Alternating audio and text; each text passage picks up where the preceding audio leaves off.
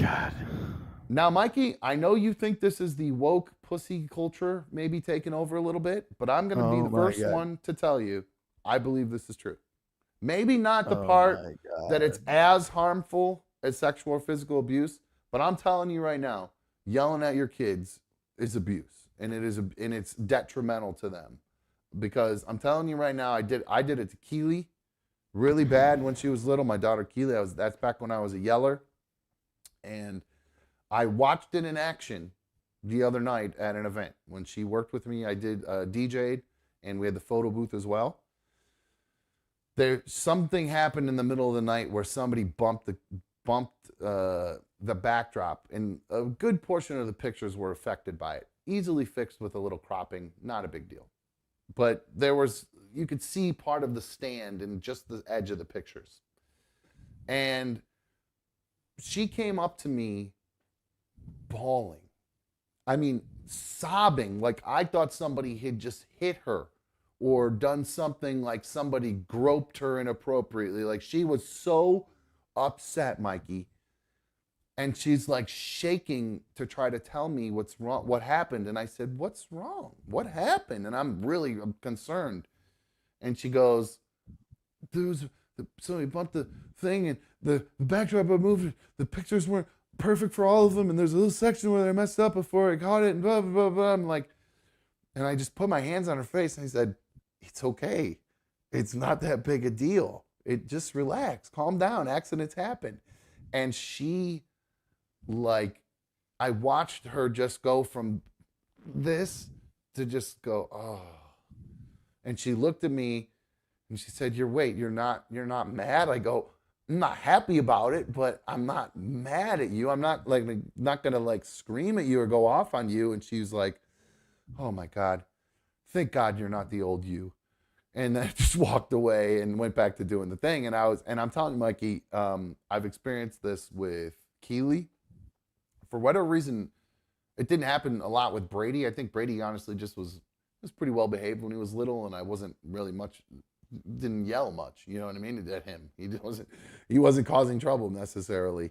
But when I would yell, some of the times that I did yell was a lot of times is when Shay was young, and it wasn't necessarily yelling at him. It would just be yelling in the house, or yelling at Brittany, or just yelling about stuff that's making me mad in general, just ranting and yelling. Um, and he to this day has a hard time with loud noises. He does not like shouting. He doesn't like yelling. I was worried about the concert when I took him to that concert, whether or not he was going to be able to handle the loud music because of my yelling when he was little.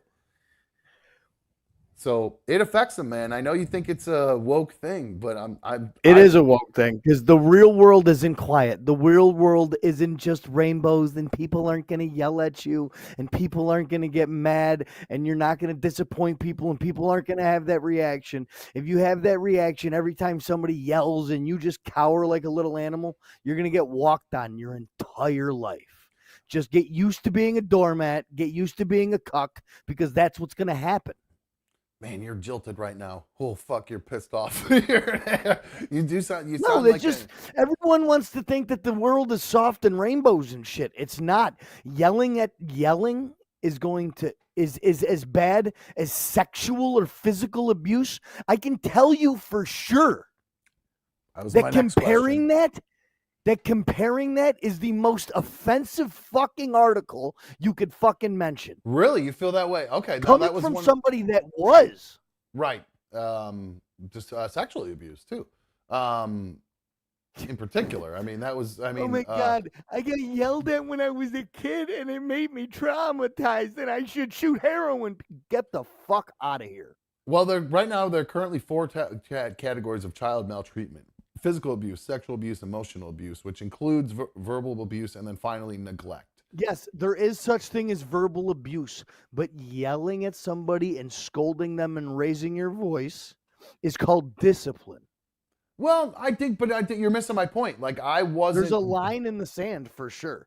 There definitely is, because I'm telling you, And there's overdoing it. I overdid it. I overdid it and now, while it worked with the younger ones in the sense that they don't they don't fuck. Keely too. She doesn't. None of them really fuck. They're all pretty level-headed and good kids. So, but I attribute a lot of that to their mothers, frankly. So, because But they were also they witnessed rage outs, I'm sure too, when it came to other things. It wasn't it wasn't road directed at rage. the kids. Yeah, absolutely. I witnessed all that with my father, and it affected me, and I'm sure I react the same way because of it. I have road rage because of what I witnessed when I was a kid, and I'm sure I yelled at Oliver the way that I was yelled at when I was a kid. Yeah, my dad was a yeller. I mean, I remember just watching the clock when I was a little kid, waiting for 5:45, 6:15 to come around when he would. These actually was usually later than that. And he was usually 6:45, 7 o'clock. He'd finally get home from work, and I just knew when I'd fucked up that my ass was about to be handed to me. At the minute he got in the door, he would go. Sometimes, if I would like kind of gauge it by whether or not he went into his room to change his clothes first, how bad my ass reaming was going to be, because if he didn't come in and change clothes and just literally went from the garage right to my bedroom door before he went and put on his comfy clothes and started going into me in his suit, I knew I was in for it.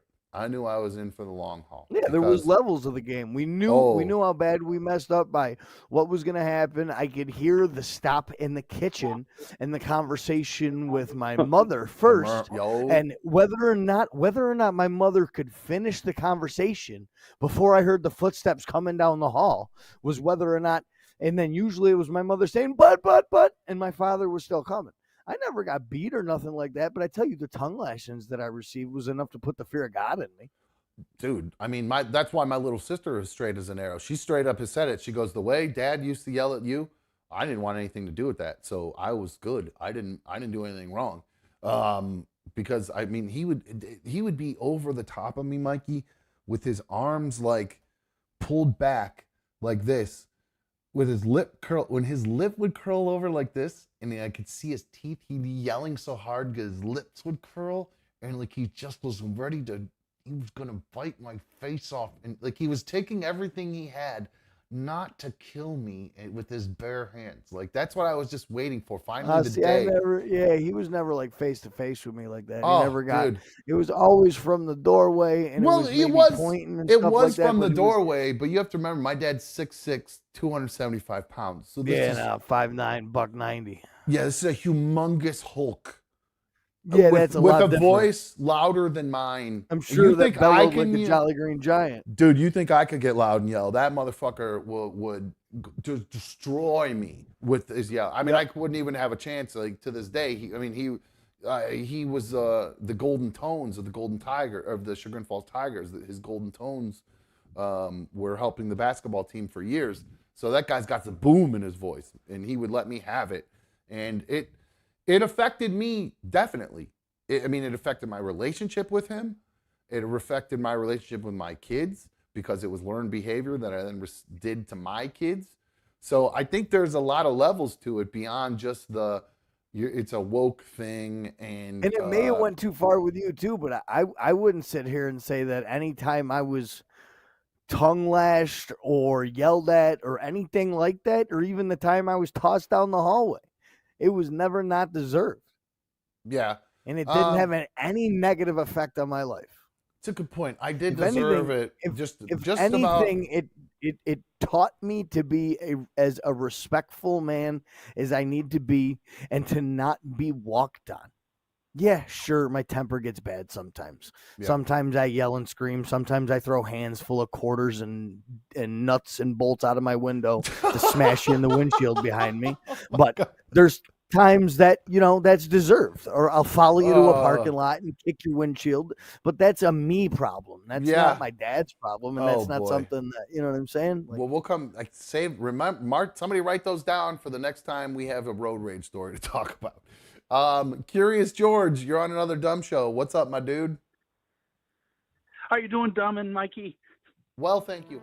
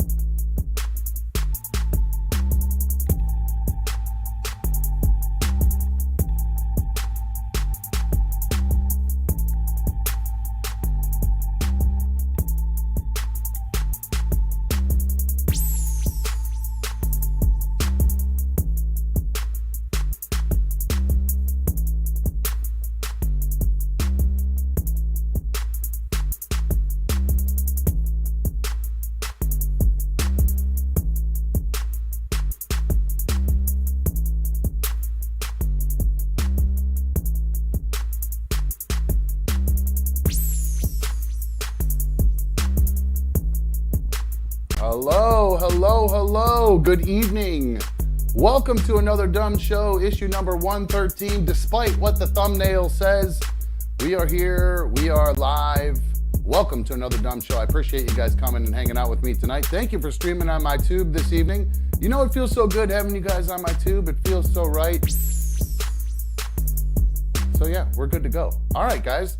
Sorry, hold on. I was dealing with I thought I had a little technical problem there for a second. I was playing with some stuff today, and it looks like we're good to go. So then, welcome, guys. How are you? It's good to see all of you here tonight. Brap was first in chat tonight, so shout out to my main man, Brap, for being first in the chat tonight. I appreciate that. I noticed some people commenting that the chat's a little thin tonight because some of the there's still leftover drama from yesterday. So I guess that's still some there's still some I don't know, leftover hostility or frustration with Dumb regarding the tier level changes or whatever. So, but hey, those of you who are still here, I appreciate it. Hopefully we'll see everybody coming back. People, I know I started a little bit earlier than usual tonight, so I hope everybody is cool with coming back. So I just wanted to kind of check in regarding everything that went on in the chat last night. I'm going to quickly address it, and then hopefully we can move on with the show. Yesterday there was some CB, who's one of the biggest supporters of another Dumb Show, got into well, she was in heavy troll mode yesterday, which is cool.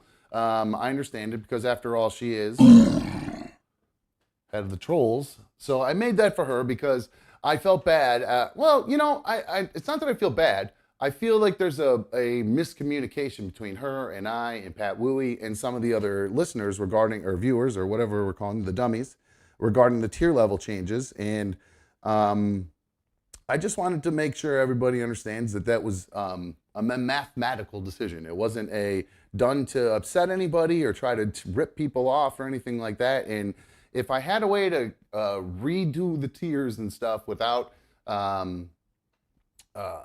you know, there's no way to go back and change what I've already done. So that's all there is to it at this point. So if it's upset some people, like I said, there's really nothing I can do about it at this point as far as changing any of the what people have access to as far as the tier levels now, because it's just the way it goes. So again, apologies if I upset anybody with that. Again, I know I'm not going to, when I did it, I knew I wasn't going to be able to please everybody. I knew that was going to be a problem, but I didn't realize it was as big of a problem as it was. And I think yesterday I was just confused as to why there was such a backlash about it, and not in a trolly way, instead of explaining what's actually going on, you know, or why you're upset. I think that confuses me because I'm a caveman, guys. You know, when you confuse me, or I'm like the Hulk, right? You confuse the Hulk, he just gets more angry. You know, I'm not going to sit here and pretend I'm some sort of intellectual. You start confusing me, and sometimes I get a little ragey. So, excuse me, sorry about that.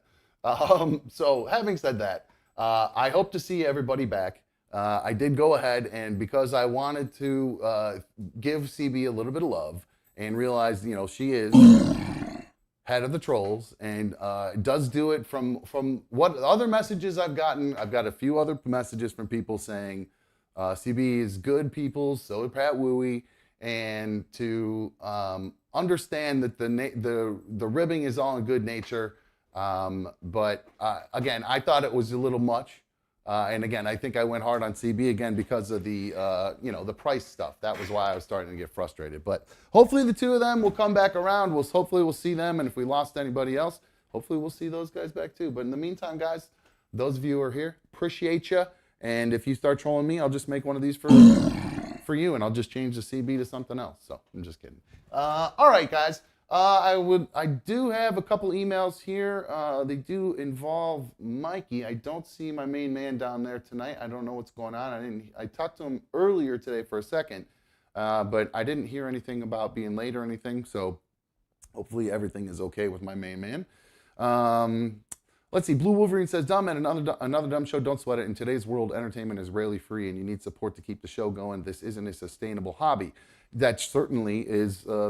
Thank you for understanding that, Blue Wolverine. It is as the amount of work and effort and time and stuff that gets put into this. It's not a hobby. So I got to get a return on it, and that's why I had to change those levels. So And I wanted to just make sure that I was doing everything right and not, I made sure everything was right. I just got a text from Mikey. He said he just walked out of the door for work. He had no idea he was going to be working. So, all right. So I guess we don't have Mikey tonight. Okay. Well, then we'll get through the show without him. It's going to be heavy chat then, guys. You know how that looks. So, I got an email there from a chat from Wet Shoelaces there. It says, yo, Dom, how's that trade I sent today looking? I actually have not checked my trades. I have not checked the fantasy football. Wet Shoelaces in the fantasy football league. I'll have to check to see. Where does that come up in the chat? Why am I not seeing any messages? Let's see. Ooh, an interesting trade proposal. Okay, so we got a trade proposal from Go Cup Yourself. That's Chris's team. He is going to, let's see, Go Cup Yourself. He is offering Christian Kirk, wide receiver from Jacksonville, for my backup quarterback, Jordan Love, quarterback for Green Bay. Now, I don't know if I can do that just yet because I think I got to get through the bye week with Lamar Jackson before I do that, before I make any of those moves. So I don't think that one is going to happen tonight or tomorrow or anytime soon. I got to get through that bye week first, and I think that's not for a couple weeks. So I just spilled all over myself. That was nice. Alcohol abuse. Anyway, so that is it. As far as that goes, Wet Shoelaces, trade offers on the table. I think I'm going to pass on it for now until I get through that bye week, but I do appreciate it anyway. Now, speaking of Mikey, Jane sent an email, and I don't remember if I read this email or not real quick, so I'm going to read it now. It just says, hey, Dumb, you know what? I can't read that. Never mind. That was the wrong email. Never mind. Let's see. Okay.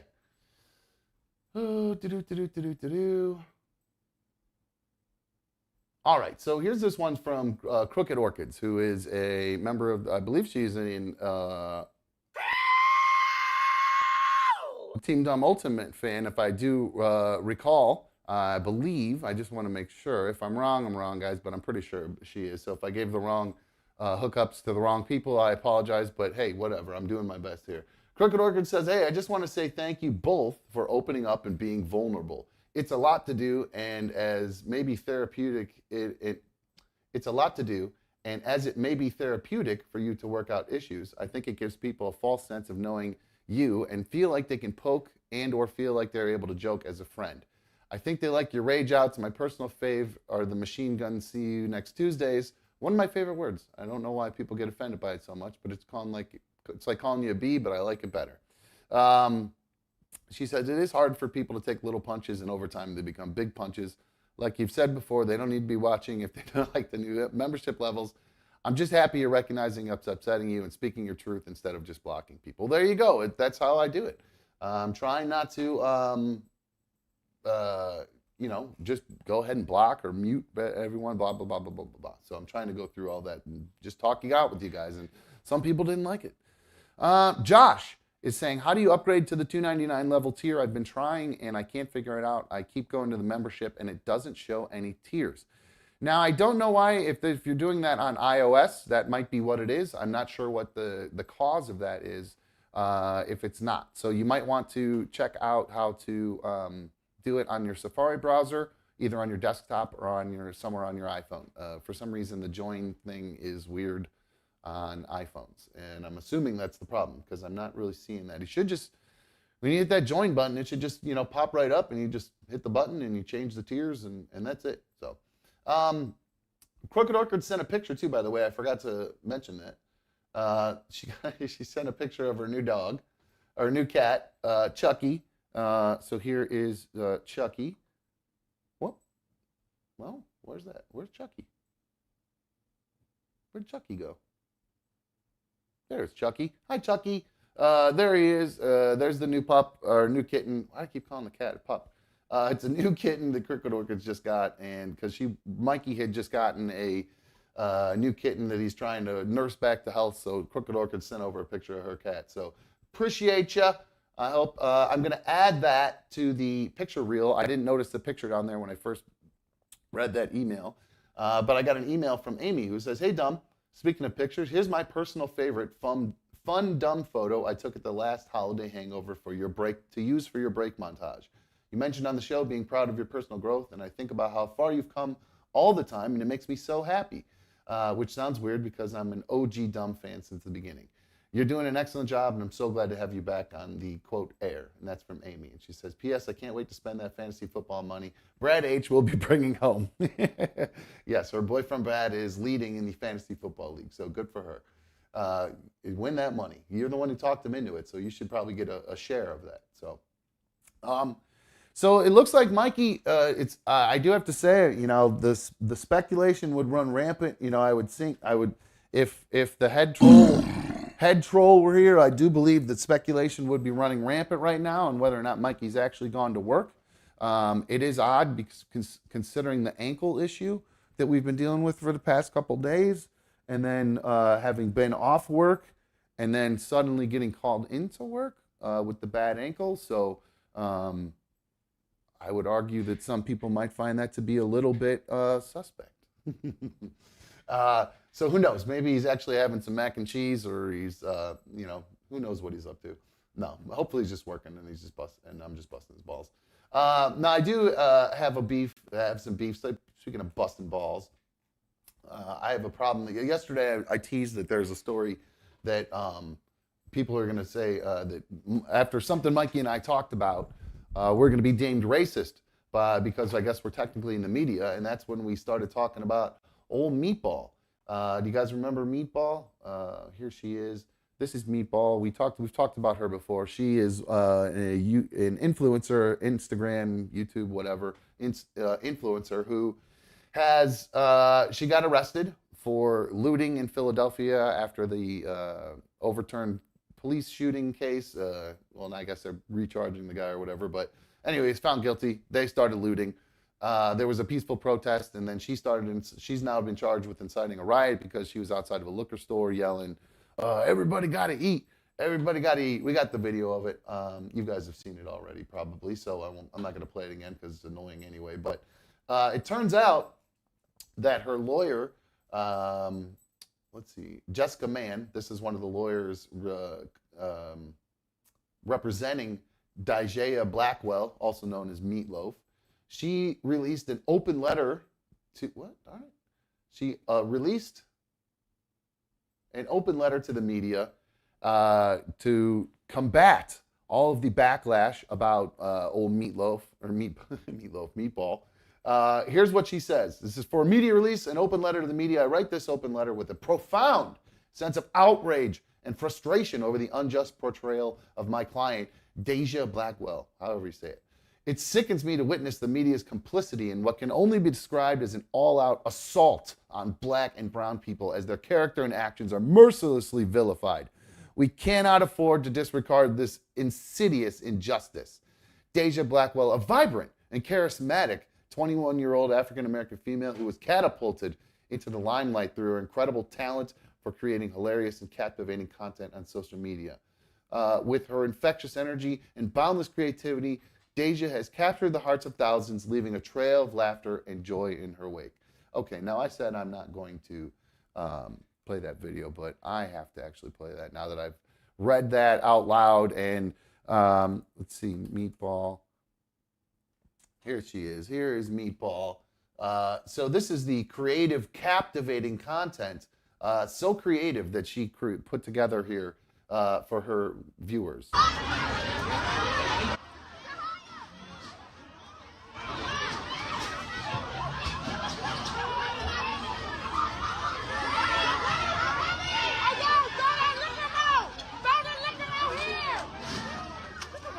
There you go. Infectious energy, boundless creativity, capture the hearts. Everybody must eat. Everybody must eat. Yes, so vibrant, Everybody must eat. so charismatic, hilarious content here. Watching people destroy a mom and pop liquor store. So That lawyer can go fuck herself. We're not racist because we're commenting on an absolute piece of garbage person who's inciting riots while there's actually what some people would describe as an actual injustice that has occurred with a police shooting and a person being killed. And you're out here trying to get people to get all of their, get their liquor. Now, here is a picture of the attorney. So this is who we're dealing with. Whatever her name is, Kaylin Mann, I think I said her name was. So that's who thinks we're all racist because we judged Meatball for doing absolutely ridiculous garbage stuff. So the hell with her. She can go F herself. We're not racist by pointing that out. So anyway, let's see. I see Secret ADS made it in there. Welcome. I appreciate it. Scrooge says, JC, Jesus Christ, talk about grasping at straws. That is some typical lawyer bullshit. Yeah, I mean, that girl's going to be guilty in court. So I think she's trying to make her look not guilty in the court of public opinion. But anybody who sees any of those videos, if you just read that story and then don't go actually watch the videos, then you're going to just assume and she's just assuming people are lazy. And that's what's going to happen, that people aren't going to actually do the research on it.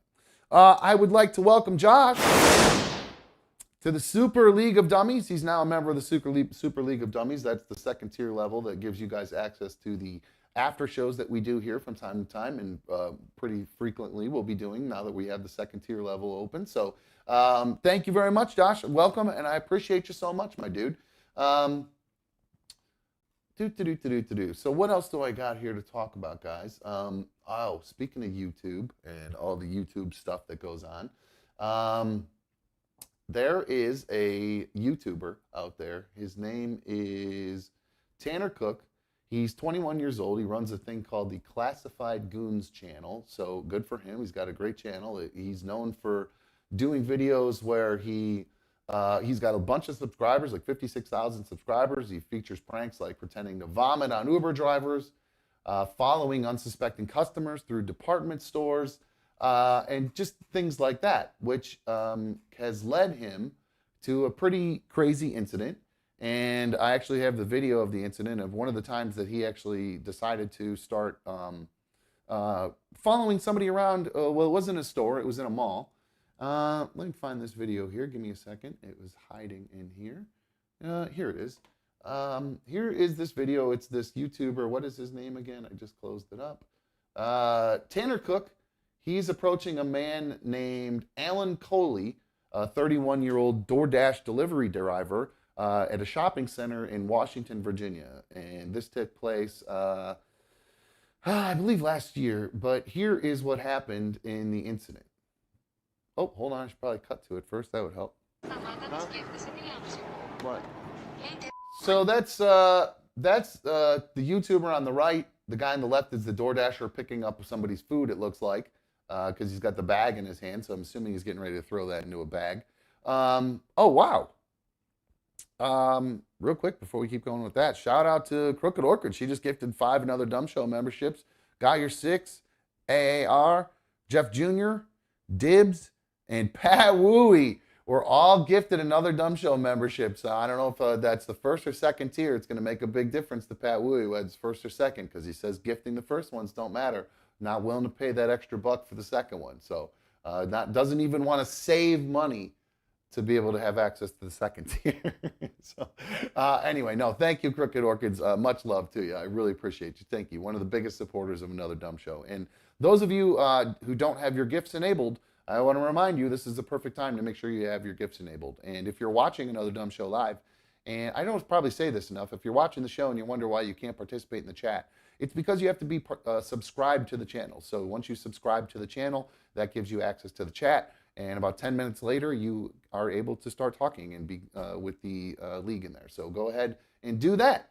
And if you want to go ahead and join, you can have access to the emojis and emotes that you see them playing around with in there. Here is the rest of that video. There's the YouTuber on the right, and you will see the DoorDash delivery guy on the left. And again, this is where he starts just kind of following him around. What's that in? Hey, quit thinking about my twinkle. No. And he's saying, whatever he's playing, it's something about a twinkle. The phone says, "Hey, dipyit, quit thinking about my twinkle," just over and over and over again. That's what he's playing in this guy's ear. And you can see the guy is visibly confused, right, as he's watching it. Quit thinking about my twinkle. No. And he's Quit thinking about my... Get on my Facebook call, stop. and visibly uncomfortable, pushes the guy's phone away. I mean, look at just kind of disheveled hair. This doesn't look like somebody you'd want to really mess around with. I would, probably try not to talk to dude. But so he keeps it, smacks the phone. Quit thinking about my twinkle. Stop. And right there, you guys will see, that is where Tanner is then shot in the chest by this 31-year-old DoorDash driver, Alan Coley. Now, fortunately, thankfully, Cook lived. He's okay.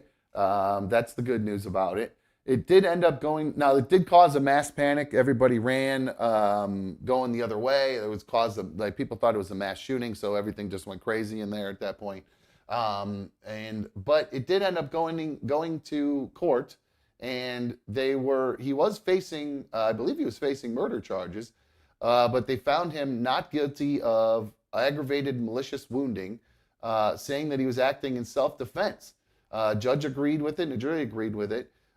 So he has a license to carry the CCW, and he says he protected himself by pulling out his gun and shooting the guy. The Cook guy was much taller than him, so you can see. So he was a little concerned that who knows if the guy was going to keep doing something, if he was going to get in his face and all that stuff. So the closer the guy got to him, the more the guy realized, this Coley guy realized he needed to shoot him, I guess, and felt like his life was in danger. I think that was a little bit much. It's kind of like bringing a knife to a gunfight. The guy's holding a cell phone, not a gun.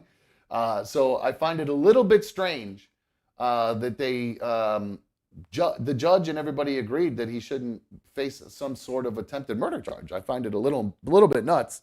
Scrooge says not guilty. Holy crap. So I actually do not understand how this guy got off on this.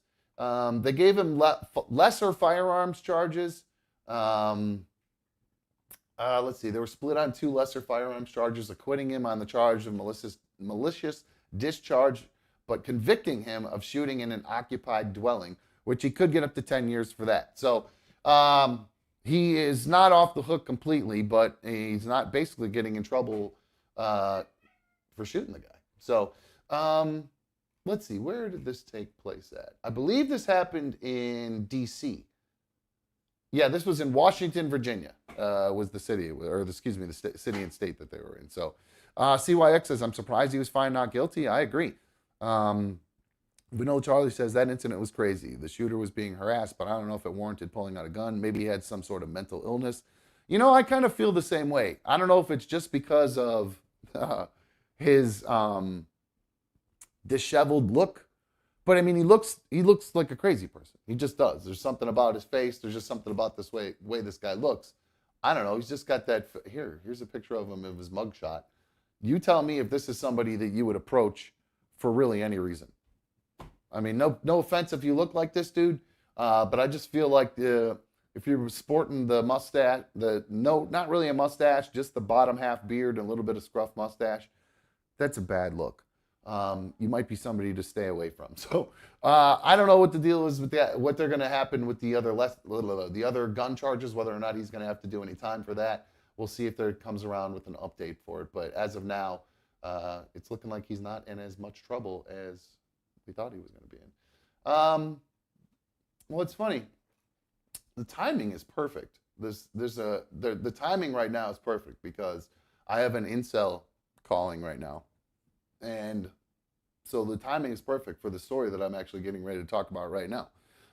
So, dude, you could stop calling because I'm not going to pick up the phone because you're persona non grata around here. So don't waste your time. I'll just keep calling you an incel, and that'll be the end of it. So, speaking of incels, there is a new trend that is really what's called part of the incel starter pack here. Let's get this pulled up here. All right, so Incel starter pack. 95% of the time, their looks aren't really the problem. They're probably depressed guys. They're overly obsessed with looks maxing, and we'll get to the looks maxing here and becoming physically perfect.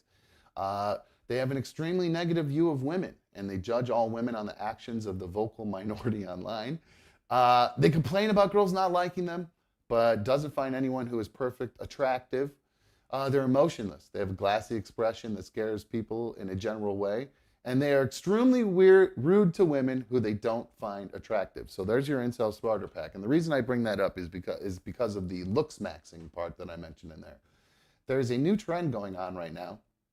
And you guys make sure you get your superfan donations in there, because I think just that last video I played and the one that I'm playing, just talking about this right now, this new TikTok trend, we'll probably get this thing shut down as far as monetized. So I want to make sure that you guys send over those super fan donations tonight as much as you can. That way we make at least a little bit of scratch on this video tonight, and it's not just a total waste of time for hobby time, at least, you know what I'm saying?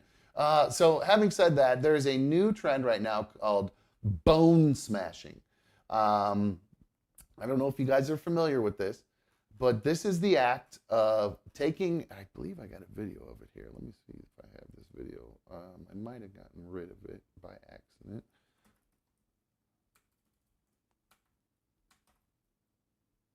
Nope, it's gone. It got deleted. I had to clean up my room, my video to make more room, and I accidentally deleted that folder. So, or moved it to another drive. So, bone smashing. It's an emerging trend on TikTok where the bone is purposefully broken in order to provide an aesthetically attractive look, such as larger cheekbones or chin. So if that didn't make sense to you, this is a technique. It's based on Wolff's Law, which states that bones heal themselves after stress. So basically they're saying that if you were to take a hammer, and I don't recommend doing this, and I don't have a hammer actually, because I don't even know where my hammer is, to tell you the truth. You would take a hammer and you would just bang on your cheek lightly, just enough to cause tiny little micro fractures in there that you almost, like, it's going to hurt and it's going to cause bruising. But it's kind of like if you think about like a boxer, how his face gets completely, over time their face kind of changes a little bit because they're being repetitively beaten. Now, whether that's from a broken bone or whatever, but, if you break a bone, it can just get kind of, you have maybe a little extra bone that's built in that break spot. So it's just kind of like I broke my pinky. This extra part of the knuckle here where they put it back together is just kind of weird. Well, that's the theory here with this bone smashing, that these dudes are taking hammers, hitting this here. They're doing it on their jaw back here in order to get their jaw to square out back here. They're doing it on the end of their chin because they want to look their best. And they think that this is a new, and it's really strange that for whatever reason, it has kind of taken off in the incel community. It's really weird. Trying to find a picture. I had a picture of a guy here.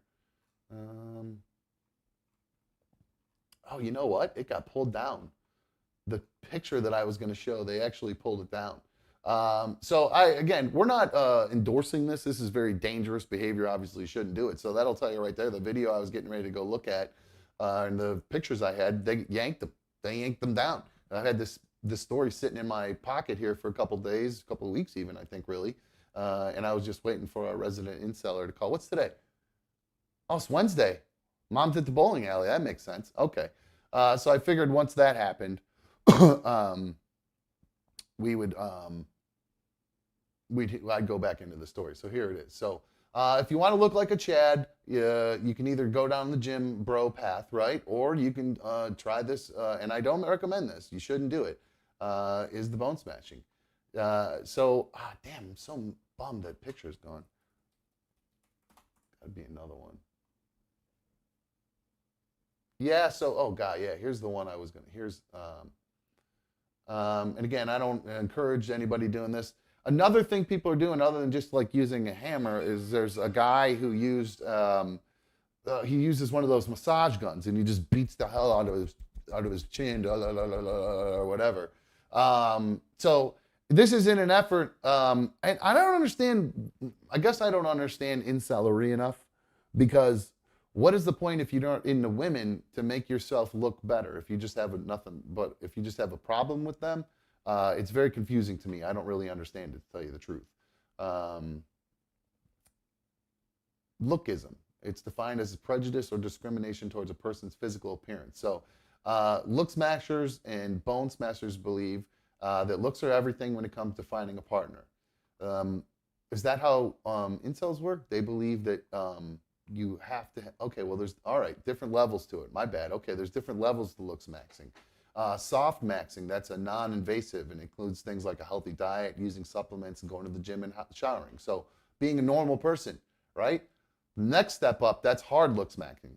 That involves more risky practices like roids, bleaching your skin, getting light plastic surgeries like Botox and preventing hair loss, and then surgery maxing, which is defined by getting major plastic surgeries to enhance your appearance.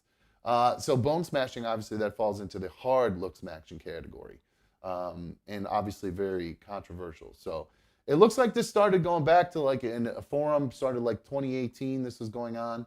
But it's part of the secret incel language out there. So we're cracking it. We're cracking that ceiling, guys, and getting in under their skin and finding out more about them. This is insane behavior. I mean, I can't even begin to. What in the world would you want to break your own bones and bone? I don't care how good looking you are. I mean, I understand going to the plastic surgeon and having them do it, but to think that you can go ahead and just bang on your face 1,000,000 times and reshape your face with a hammer, it's a little nuts. It's a little crazy. Speaking of crazy, I have 2 stories for you that are pretty crazy. One of them involves B1, and we'll talk about that here. We'll take a break in a little bit, and we'll talk about that. But before we do that, there is a story. So I do DJ weddings, guys, so I get all these wedding stories that pop in and all that good stuff. So I get like I have an alert that sends me news stories about weddings, just because it's, it helps. Well, this story made me laugh so freaking hard. This happened in Texas. Now, I DJ weddings, and it's interesting. When I DJ weddings, I really don't have really don't deal with divas much. You know what I mean? As far as other vendors, really even people that I deal with, family members, anything like that. Really, everybody's pretty cool. Every once in a while, though, I will get an officiant who is a little bit of a diva. And that can be a man or a woman, too. And it's usually because they just want to get in and get out. It's a Friday or a Saturday, and they're supposed to be there for, do a 15, 25-minute ceremony and get the hell out of there. So a lot of them don't show up until the very last minute. Not a lot of them, a few of them. But again, these are the ones some of the ones I've dealt with. They show up kind of at the last minute. They've changed everything in the itinerary that we've put together, and they change it at the rehearsal the night before, if they're even there at that. So it's just some of them can be a little bit divas, and it's kind of their way or the highway. They're not adaptable. They only know how to do a ceremony one way. There's about 3 or 4 different ways you can run a ceremony, and some of them aren't really adaptable, and it's their way or the highway, so whatever. Which is good because I can adapt on the fly. But like when your co-host has to go to work, you adapt on the fly. But this happened in Texas. There's a grandfather who is an officiant, and damned if you guys. Too bad this wedding wasn't in Ohio. I could have prevented this from happening if they had hired me, because I kind of act as more of a coordinator too. I'm not just standing there playing music and things like that. So I'm keeping track of time. I'm aware we are on the schedule. During that first, I treat the ceremony as an hour service. So the first half hour before that is called the prelude, when all the guests are arriving. So during that period, the half hour period, that's the organizational period where we're making sure everybody's got their bouquets. The dudes have their boutonnieres on. The grandmas and moms have their corsages, or vice versa, whatever it is. Everybody's got their flowers, and we're getting them all in the right line. And we're making sure that they have the rings. Little things like that. Well, there's a grandfather who was arrested, Michael Gardner. He's 62 years old in Odessa, Texas. He was set to preside over the nuptials at Hillside Events in Denton, Nebraska, a couple Saturday evenings ago. And he as the officiant, that's the guy who says, ladies and gentlemen, we're all gathered here today. Jane Smith, do you take John Smith? John Smith, do you take Jane Smith? That's the person that does all that and runs all the show. In case I glossed over that, you don't know what an officiant is. That's the guy that does all that. Well, I'm telling that person, they're kind of the cue to start the whole thing. So I kind of, I'm working with them ahead of time. And it seems as though nobody was working with the officiant ahead of time, because at some point, for some reason, somebody forgot the rings and the wedding was getting off to a late start. And I know how this goes. Things can start to, when the wedding, if it has to, whether it's a dress thing or there's an issue with somebody's running late, all these guests have gone to sit down. A lot of them are outside at a ceremony and there's a bunch of chairs out everywhere and they're in the sun and they're getting cooked and they're just sitting there for a half hour. So then when the ceremony doesn't start on time, some people start getting up. They'll wander off because they have to go to the bathroom. Some people just can't take the heat and they start going inside. Some people, it's impossible to keep people seated for longer than about 15, 20 minutes because they all want to get up and do something. Well, this guy, Michael Gardner, was apparently, here's a picture of him. He was apparently starting to feel the stress of the wedding starting late. I'm assuming he was watching all these people start to get up and get out of their seats. And Michael started to lose his mind, and he pulled out what was supposed to be the way, quote, to get everyone, quote, gain everybody's attention. He pulled out his Pieta 1860 snub-nosed revolver that was loaded with a blank round filled with black powder, a blank that he filled with black powder and glued it together. He decided to get everybody's attention, fire the gun off. As he pulled the gun out to go aim the gun up into the air, he pulled the gun out, and on the way out, bang, shoots his grandson with the gun. Not funny, but the police said, quote, when he decided to cock back the hammer of this revolver, it slipped and it shot his grandson in the left shoulder, causing an injury. The boy was in close proximity to Gardner, is probably the ring bearer, and didn't have the rings. So imagine that. This poor little boy comes walking on the aisle. He's supposed to have the rings on him, and Grandpa says, bang, when he doesn't have the rings. So I can only imagine being at an event like this where I actually couldn't imagine being like it. I don't know what I would do. It would just be absolutely insane. They ended up grabbing the weapon, the ammunition, and the cement casing. The little boy is okay. The guy turned himself in on Monday. He was arrested of suspicion of felony child abuse due to, quote, the seriousness of the injuries.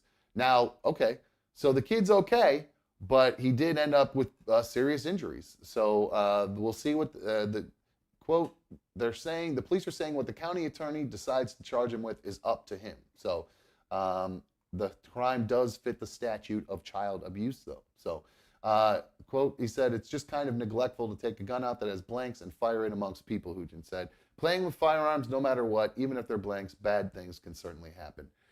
He adds on, we do not believe Michael intended to hurt his grandchild, but the act was not very smart. I agree. Definitely, I guess, I know he's a Texan, for Pete's sakes. But you don't need to bring a gun to a wedding, my dude. For God's sakes, chill out, lighten up. So yeah, that would be pretty crazy if that happened at any of my weddings.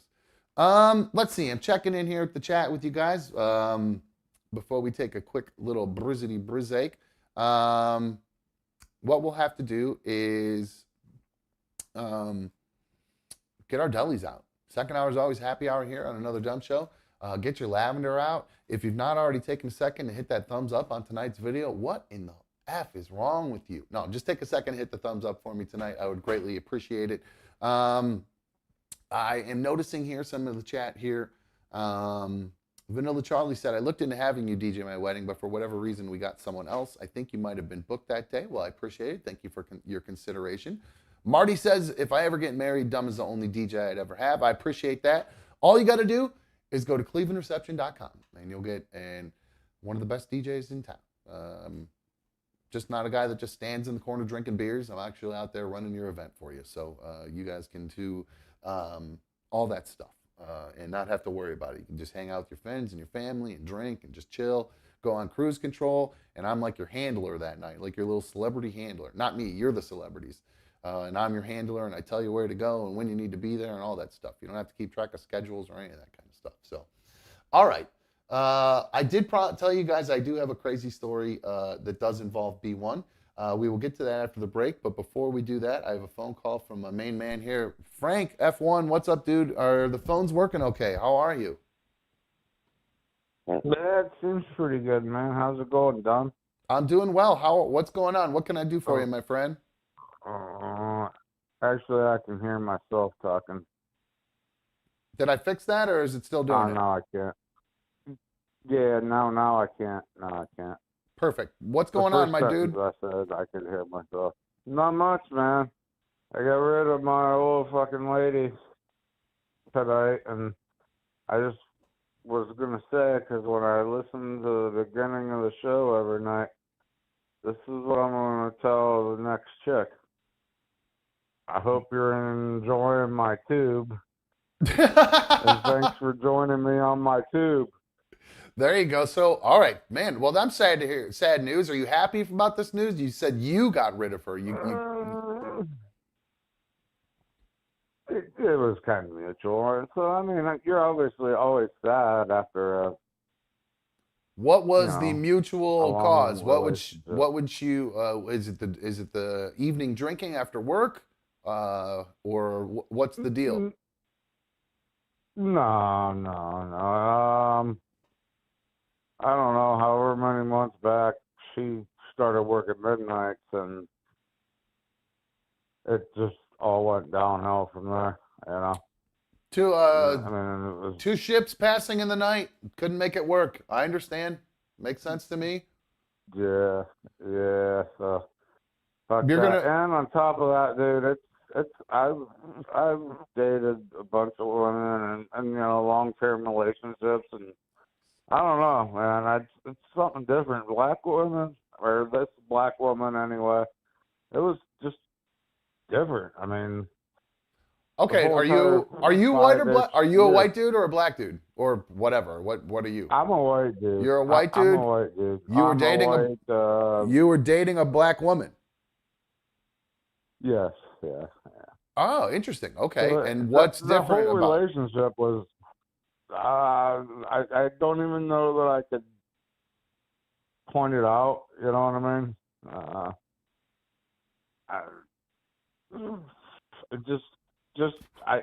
There's just something different, you know what I mean? I don't even know that I can name one or two things or even one thing. Just it was just different. Okay, fair enough. Are you just different than because I mean, like I dated a black woman, like I don't know, when I was 18 or whatever, but that was only like 3 or 4 dates, you know. Yeah. But 5 years is a little bit different than 3 or 4 dates, so. I understand. But what now? You got to give me a little more than they're just different. Now, is it the sex was different, the way the cooking was different, the way the expectations of you were different? What's different? The sex and the cooking were definitely different. The family aspect of it was totally different. What was different? More important for the black family? I don't want to say more important. Like her dad was dead when I met her, and her mom was like dying when I met her, and I don't even know how to explain it, man. It's just All right, Frank. I think you're. Everybody was her cousin. Everybody was her cousin, whether they were. Oh yeah, or not, that's just a black thing. Yeah, it's a black thing. Everybody's got they got a million cousins and aunties and everything. Of course. Diz will tell you. Well, I never dealt with that. Well, hey, I guess there could be worse things. Was the sex better? Sex better with the white woman or a black woman? Oh, particular black woman was not as good as the white woman. Like she, Okay. it was like 2 nights a week with, and I don't know if it's because she was a black woman or if it was just this woman, you know. Right on. All right, Frank. Well, hey, you know the rules. Don't every go other anywhere. White woman was like every night. Frank's. We need to get a light for your liver. Your liver light is going off right now. I think Frank. Everybody in the chat is saying we need some sort of little bell every time your liver starts grinding to a halt there. Because sometimes I think when you start talking, it kind of it's little like the gears are kind of sticking a little bit. That might be.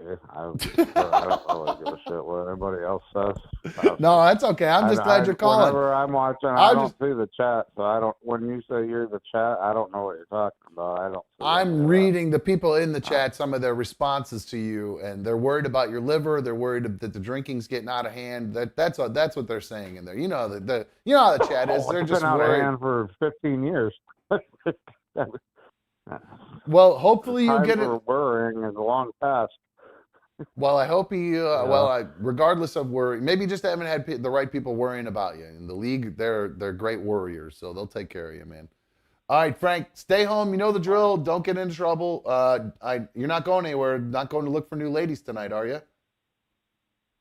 Oh, I'm lying in bed. I got to work in like 5 hours or whatever, 6 hours. What's your plan? You gonna hop on Tinder? No, I don't. I really don't do none of the internet stuff, man. I barely even. Nothing wrong with that. Barely use the Facebook or the Twitter. I don't know. Well, dude, I always have. So. You know how to use the phone, and that's all that matters to me, my friend. So don't sweat yourself too much. And good luck tonight. Just get to bed, and have a good day at work tomorrow, brother. Hey, Dom, have a good one, man. Thanks. You got it, bro. Ooh, F1, one of our most frequent callers. Brett says, Frank is at the peak of human health. Frank, I love Frank. He's a good guy. He's just calling in and telling us what's going on. And you guys know how much I love when you call. I pay for these damn phones. So I love when you guys call. 844-HIT-DOM, 844-448-3862. That's the number to call if you want to comment on something we've been talking about at all this evening, or if you just got something going on that you wanted to talk about. You need some advice from Dom, whatever. Give us a call. Like I said, I do have something to talk about, something that happened with B1 today. I'm not going to sit here and clickbait you guys into thinking it's some sort of big relationship update. It's actually something that she did today that I'm interested to see what you guys think of it, whether or not she was right or wrong about this in her instance today. So we're going to take a quick break. Like I said, while we're in break, hit the thumbs up, get subscribed, turn on your notifications. This is the time to do it. And then once you've done all that, go grab your delis, grab yourself some lavender, and we'll be right back. Hang on.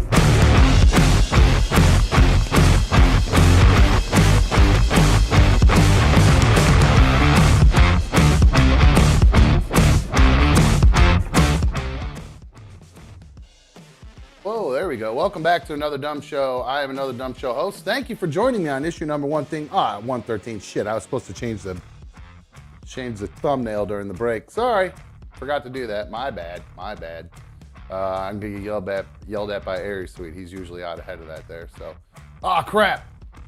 Hold on, I never got another beer during the break. Hold on.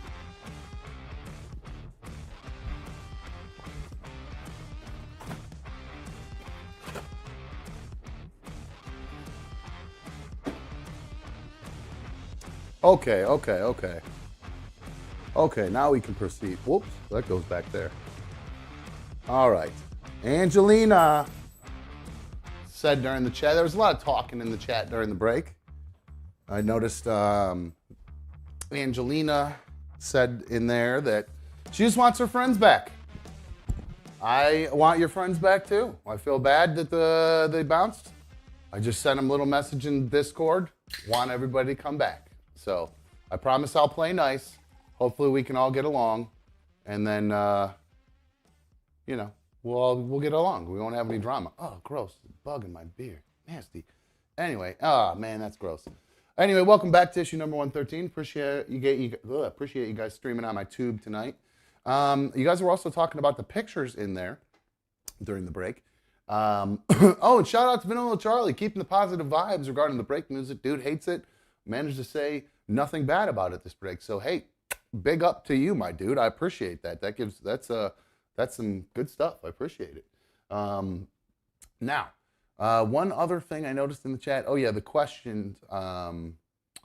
The pictures. I'm glad that everybody enjoys the pictures during the break. I want to encourage you guys. I just got another one sent in today.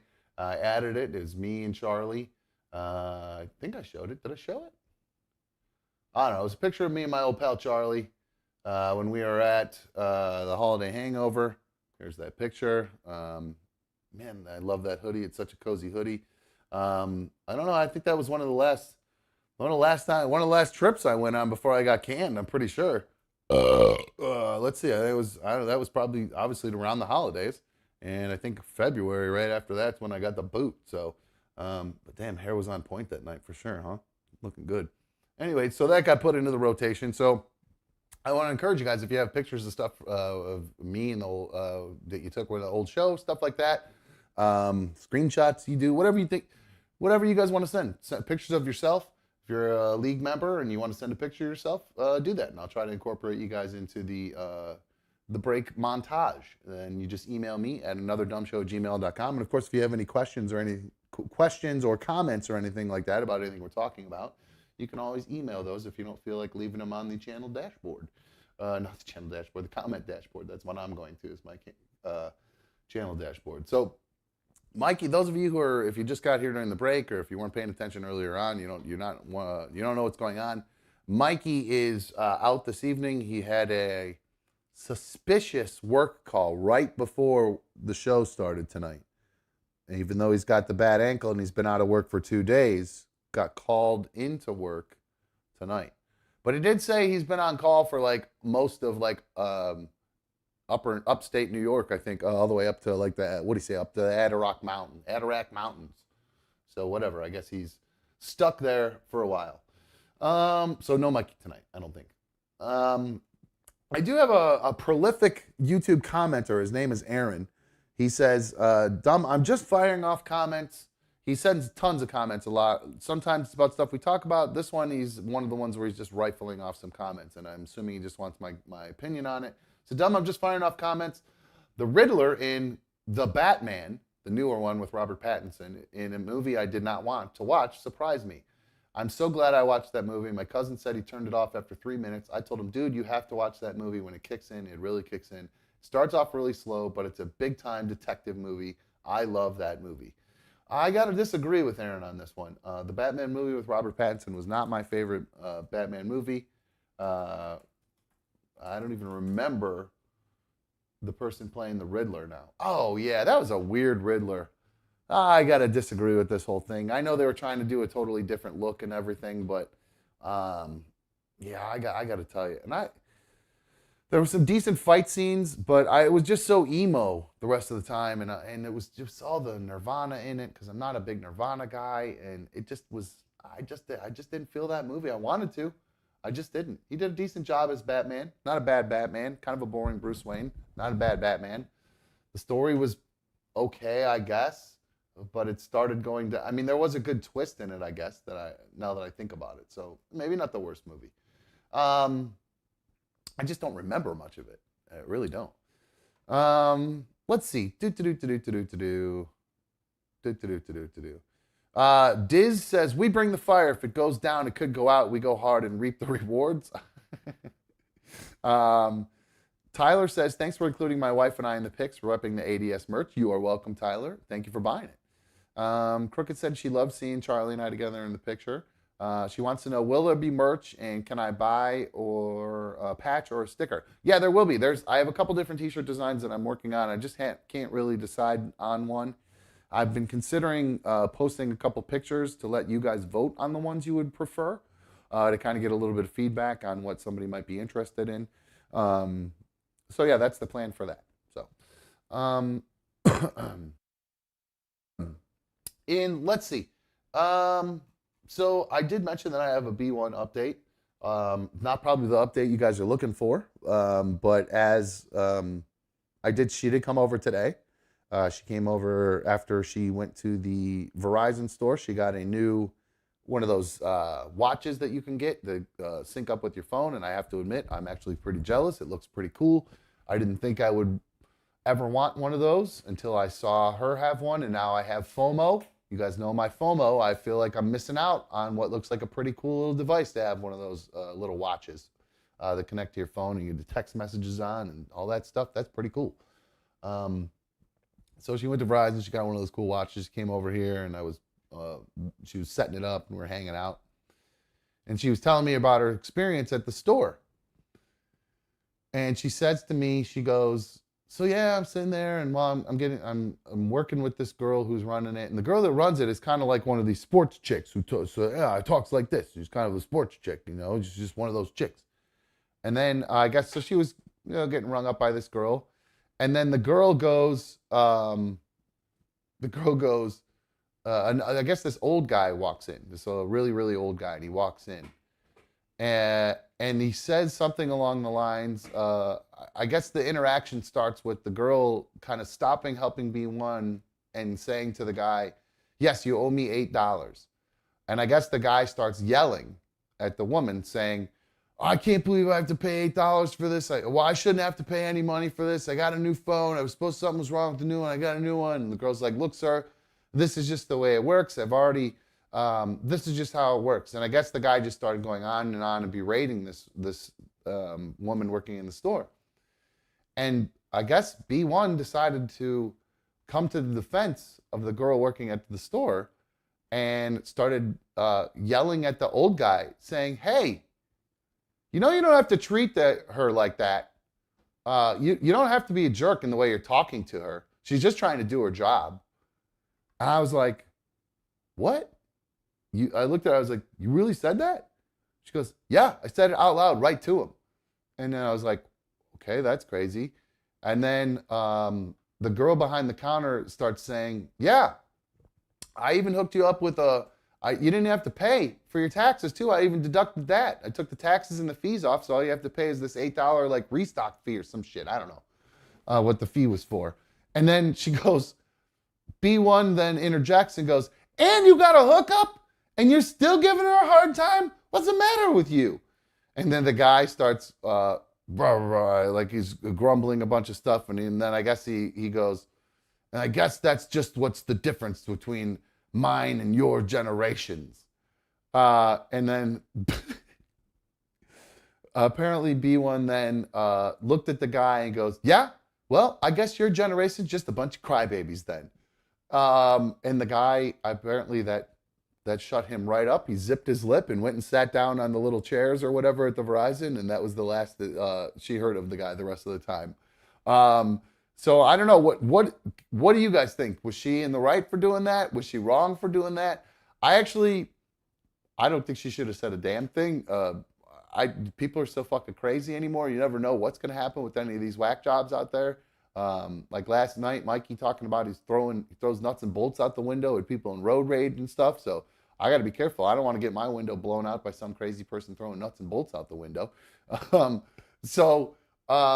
You never know. And he warned me that day, you never know who's going to be carrying a heater. And you never know, like, just look what we saw. There's a guy that goes into the video we played earlier, a DoorDash driver. He's just going to pick up food inside a mall. That guy's strapped. Think about how many people that you're walking around that you're just standing next to in line or something like that, and they might be strapped. It's crazy. So I just think I didn't tell her what to do. I didn't give her any advice. I don't do that kind of stuff anymore. I just keep my mouth shut and I just say, okay. But I would say right now, and the old me would have said, I really wish you hadn't done that. You never know what kind of person you're going to run into. Brett asks, it all depends on how much cleavage she was showing at the time. Yes, if you're B1, can probably get away with saying a lot of things if she's got them things popping. Tyler says, you do you. JB says, I don't know, maybe his generation went into Vietnam or something. Yes, that's true. Lady Di says, she did good. Set those boundaries. And Crooked Orchid says, I don't think she should have said anything, but hey, good for her. I would have said something softer. Irish Ronnie says, people get shot over dumb shit like that, bro. I agree. Disaster said, yeah, she would have snapped his old ass hip bone. I don't know. She's not much of a brawler. I have been hit by her. She does pack a pretty good punch. I will say that. So, Nugget Man says, yeah, don't forget about that old retired police officer who had killed another man in the movie theater after popcorn was thrown. And Scrooge says he would have done the same thing. It was good of her to speak up. Let's take a call. Vlad, you're on another dumb show. What's up, dude? Vlad from New York. What's up, dumb? Hey, man, how are you? What's going on? Not too bad. Missing you on RMG, though. I appreciate that. Honestly, bro, honestly, bro, I have to give you props. Give you props. You're looking good. No, seriously, bro. You're looking good. Thank you. You're looking healthy. Keep doing what you are doing. Okay. Good looking. Thank you for the positive vibes coming my way, dude. I appreciate it, dude. Right back at you, man. I hope you get some positive vibes your way. And thank you for calling in and telling me that I look good. Nothing makes me feel better than stroking my vanity. I am a narcissist after all. Thank you very much. No, Dom, I'm being serious. You're looking very healthy. No, you know what? Are you saying overweight? Is that a code for overweight, or saying that my boobs have gotten bigger? Because that's what my dad. Not. My dad used to say that. He used to say she is healthy. That girl, or she's got arthritis like this. This were the kind of things I had to grow up with. Bro, just looking at you now, and going back to RMG, bro. I don't know, man. You look very, very healthy.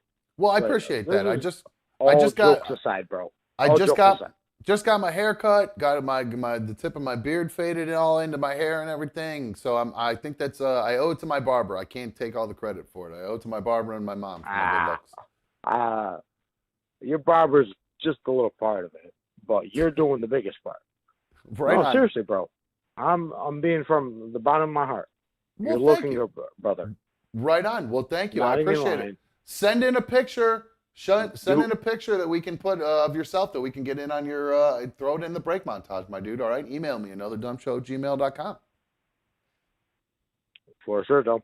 All right, bro. Thanks for calling. Thanks, Vlad. I appreciate it, dude. Oh, nice. Yep. What a nice call. I appreciate it. Thank you. I'm looking at myself tonight. I'm actually feeling good about myself. So thank you. I appreciate that. Feeling handsome. Let's see. Rach 705. I'm assuming Rachel. She is now officially a Super League of Dummy members. Thank you, Rachel. I appreciate it. Thank you for joining us. Thank you for coming here and hanging out with us.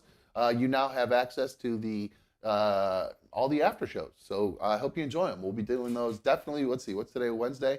We usually do one on Thursday during Thursday Night Football. I do know I owe you guys some after shows that are not just straight us watching football. So we'll definitely do one of those that's an after show here within the next few weeks, where it's just us, just me and you in the chat, just all chilling and talking in there and really just, BSing versus trying to watch a football game and talking bets and all that stuff. So I have speaking of B1. Oh, so having said that, it looks like most of you guys agree. It's got a little bit split. It was dangerous for her to do that, but very good for her to stand up for that girl. So same idea. I was happy for her that she stood up for that girl, but I'm like the protector in me was like, please don't do that. Now the protector in me probably should have been telling her not to start an OnlyFans account. I guess that probably would be a better protector move, but I actually don't care. She's got that spicy account. I forgot. I can't even say that OF or whatever. But yeah, she's got her spicy site that I think she's doing pretty well on. I don't ever ask about it anymore because I just kind of look at it. It used to bother her that I would bring it up and try to like push for, her to do more, honestly, because I was like, you got a great opportunity here. You really ought to take advantage of it. Some people are calling me a PIMP for that, but hey, I'm not. I'm just a normal dude saying, hey, I'm a business person. I just look at it like, if you're already doing it, why not do the most that you can on it and make the most money? I wasn't saying go out there and start banging dudes or anything like that, or banging herself out or like that. Just do more stuff. You know what I mean? But I tried, but I knew that upset her. So I kind of back off that. And I don't really tell her much. Like, I don't ask much of her, really. The only thing I really ever ask her is to watch Darla. I've tried not to really ask much out of her. Like, the other day I felt she was here and I was doing something. Like, my hands were full and I asked her if she could run and grab something upstairs for me. Like, the spider bite. Which, by the way, still healing, by the way. Still there. Big ass spider bite that's been there for over a week now. I totally forgot where I was even going with that. Oh, I asked her to go upstairs and grab like some cortisone cream for me because I was rolling and I didn't want to stop what I was doing. So I asked if she could just run up and grab that for me real quick. And I felt really like she was fine doing it, but I always felt like I was putting her out. And that I was doing something wrong by even asking her about it. So I definitely was like, I'm trying not to do that kind of stuff. I'm trying not to ask her for really anything. You know what I mean? Other than like, hey, you want to hang out? That kind of stuff. But going ahead, back to the OnlyFans account. I bring it up because there's a police officer who works for the Minneapolis Police Department. This is a crazy story. This police officer is now under investigation by her department after it was learned that, she pulled a guy over, and when she pulled the guy over, about 10 minutes into the traffic stop, the guy realized that he was looking at somebody that he'd noticed before. He'd recognized this person before. He'd seen her somewhere before. So while he's sitting there, she goes back to, comes up, gets his license registration, and he's looking her up and down and gives her the stuff, and she goes back to the car. And while he's like, man, where do I know that girl from? Whips out his phone, he starts, looking around, and then he's like, wait a minute, is this the OnlyFans model that I follow? This can't be her. So sure enough, he goes, opens his phone up, goes to OnlyFans, where he pulls up this picture. This is a snapshot of the 35-year-old MILF, free-spirited, overly optimistic, creator of sexy content to please others. Now, all that's blacked out because for whatever reason, I have no idea. I cannot even begin to figure out why. The news, maybe just because she's a police officer, but the news has decided to not release her identity. And now she's under investigation because of it. And I actually have video of the guy who got pulled over. The news tracked this guy down, and they talked to him about the incident and running into his favorite OnlyFans model. and what the situation was like. So here is, let's see this guy. Where is he at? Here is the story. And it picks up with the newscaster talking about meeting with the guy who got pulled over. Man spoke to us on the condition of anonymity. We was doing a little talking and checking, you know, as brothers, we was like, man, she got her OnlyFans page. I'm on her OnlyFans. Now, they jarbled the guy's voice, and it sounds awful. What he's saying is, then we was doing a little talking and checking, and I was like, she got an OnlyFans page. I'm on her OnlyFans page. He knew that the 4th Precinct officer was someone that he had been following for 5 months on OnlyFans. He says he's seen her explicit photos and watched her have sex. You gotta go to the VIP, and you get to see the videos of her and her. Oh, man, she has tears? Oh, God. I guess her husband or whoever that is. They do full sex videos. We are not yet naming the officer, but it appears she's been running the site that offers porn, customized videos, among other things, for some time. The police chief says he is investigating to see if MPD policy was violated. Meanwhile, the man who recognized her says he can't quite look at her the same. Because you can't arrest me no more. I've seen your private parts. He says being... He said, you can't arrest me no more. I've seen your private parts to her. Okay. Because you can't arrest me no more. I've seen your private parts. He says being a cop and an OnlyFans model really just doesn't mix. I wouldn't want her to be arrested me, and I just saw you and your husband last night for $29.99 having sex on OnlyFans. Yeah. I just can't respect that. I wouldn't respect you or the precinct that you're working with. All right, so then now you'll see the mayor actually comes out and he speaks about this. The mayor goes on to say, if all we're talking about is naked pictures behind a paywall, this is a spokesperson for the mayor has no issue. However, the chief will determine if there are any policy violations. Now, I do believe that she was having full-blown sex behind the paywall from what I read. Again, I mentioned this the other day. I try to tell you guys that I feel like, as a police officer, I mentioned this the other day about the teacher who got in trouble for this.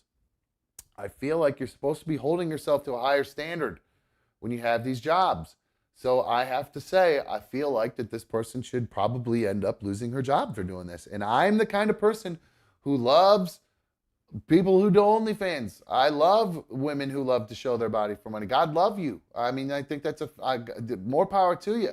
But I don't think you can have it both ways, where you get to do a position where you're in a, you're protecting and serving. I think you're serving the wrong way. You need to be serving at a higher standard than the rest of us. The rest of us schlubs do stuff like have an OnlyFans account and things like that. So yeah, I can't just have these people. We can't just have these cops out here having OnlyFans and teachers out here having OnlyFans and doctors and stuff. It's like there's a certain level of people that aren't supposed to be doing this kind of stuff. It blows my mind. Crooked Orchid says, goddamn dumb. Yeah, I just kind of how I feel about it. Crooked Orchid says people are too uptight about sex. No, I'm not okay about, oh, look at that, Vlad. Whoop. There you go. He's an official League of Dummies member. Thank you. Appreciate it, Vlad. Thank you for joining. Nugget Man says, okay, then why do you hold B1 to a high standard? B1's just a regular person. She's a vet tech. She's not a politician or an attorney or somebody who's making decisions on behalf of other people like that. I mean, oh, wait a minute. Does vet tech fall under the doctor thing? Oh, wait a minute. Wait a minute. We might have a discrepancy here. If she's doing doctor stuff and surgery stuff, might have to call her out about that. I didn't actually think about that.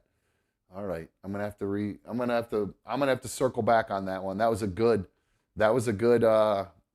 point. Good point, Nugget Man. Scrooge says you can't be fully respected as an officer when you're getting paid for sex. Like, come on, have some respect for yourself so that others can respect you. Now, I don't think it's disrespecting yourself to have one of these things. I think the problem is that people have such a poor opinion of people who are, quote, sex workers or, sell pictures for money, whatever you want to call them, that some people don't have respect for them. Like you, Scrooge, you don't have respect for them. I don't think that they should. I think that's my point, though. people have looked down upon that. So you shouldn't do that if you're in a position of authority or something where you're supposed to be holding yourself to a higher standard than the rest of us. So I think that's the difference there. Okay, let's see what else we got here. Man, most of the stuff I had left was Mikey related, so I actually feel not Mikey related, but stuff that I really wanted to get Mikey's opinion on. So that's a bummer. So maybe what we'll do is we'll end up doing a little bit of a video dump here.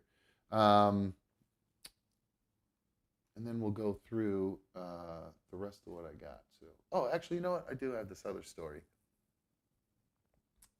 Hold on, I'm loading it up here. Give me one sec here. All right, so I actually have a video I want to play for you guys. It's kind of a little bit intense. It does describe an incident that occurred with a guy. And let me know. I want you guys to imagine this. Imagine you're in a, oh, hold on one sec. Speak of the devil, what's up?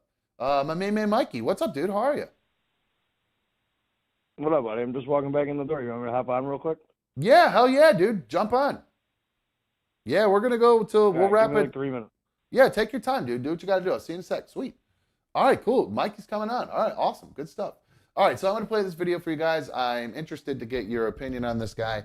Imagine you're just at work, and you're at a place of, it's a type of work where you're able to have interaction with people who come in. Like you have customers who come in. In this case, this guy works at a homeless shelter, and he's working at the homeless shelter, and he has an interaction with a guy, and he's homeless. So, you know, some homeless people, they might be mentally ill, blah, blah, blah, blah. This guy was a little bit confrontational with people. Somehow at this homeless shelter, there ends up being like a locker room that this guy ends up in a locker room, and he's going to grab some property he has in this locker room. Well, if he stayed there before, whatever. But it picks this video. I tell you all that about the locker room because it picks up with this guy explaining that the homeless person who walked into the shelter who had the confrontation starts walking out of a locker room, and that's kind of where the story picks up. So to kind of paint the picture there. Picture at a homeless shelter, there is a guy in a locker room who you've had a problem with, a confrontation with, and he comes out of the locker room. And, you know, my boss even comes downstairs and he asks where the guy's at. And he say he's over in the locker room. So my boss goes and checks in on him. And then like, a moment later, my boss starts screaming, "Watch out." And the guy comes out of the locker room. He's got 2 swords in his hands. You know, we didn't have no metal detectors or anything. We don't search their property. And the guy comes running right at me, screaming, "You fucking white devil." And, you know, I run. I run for my life, literally.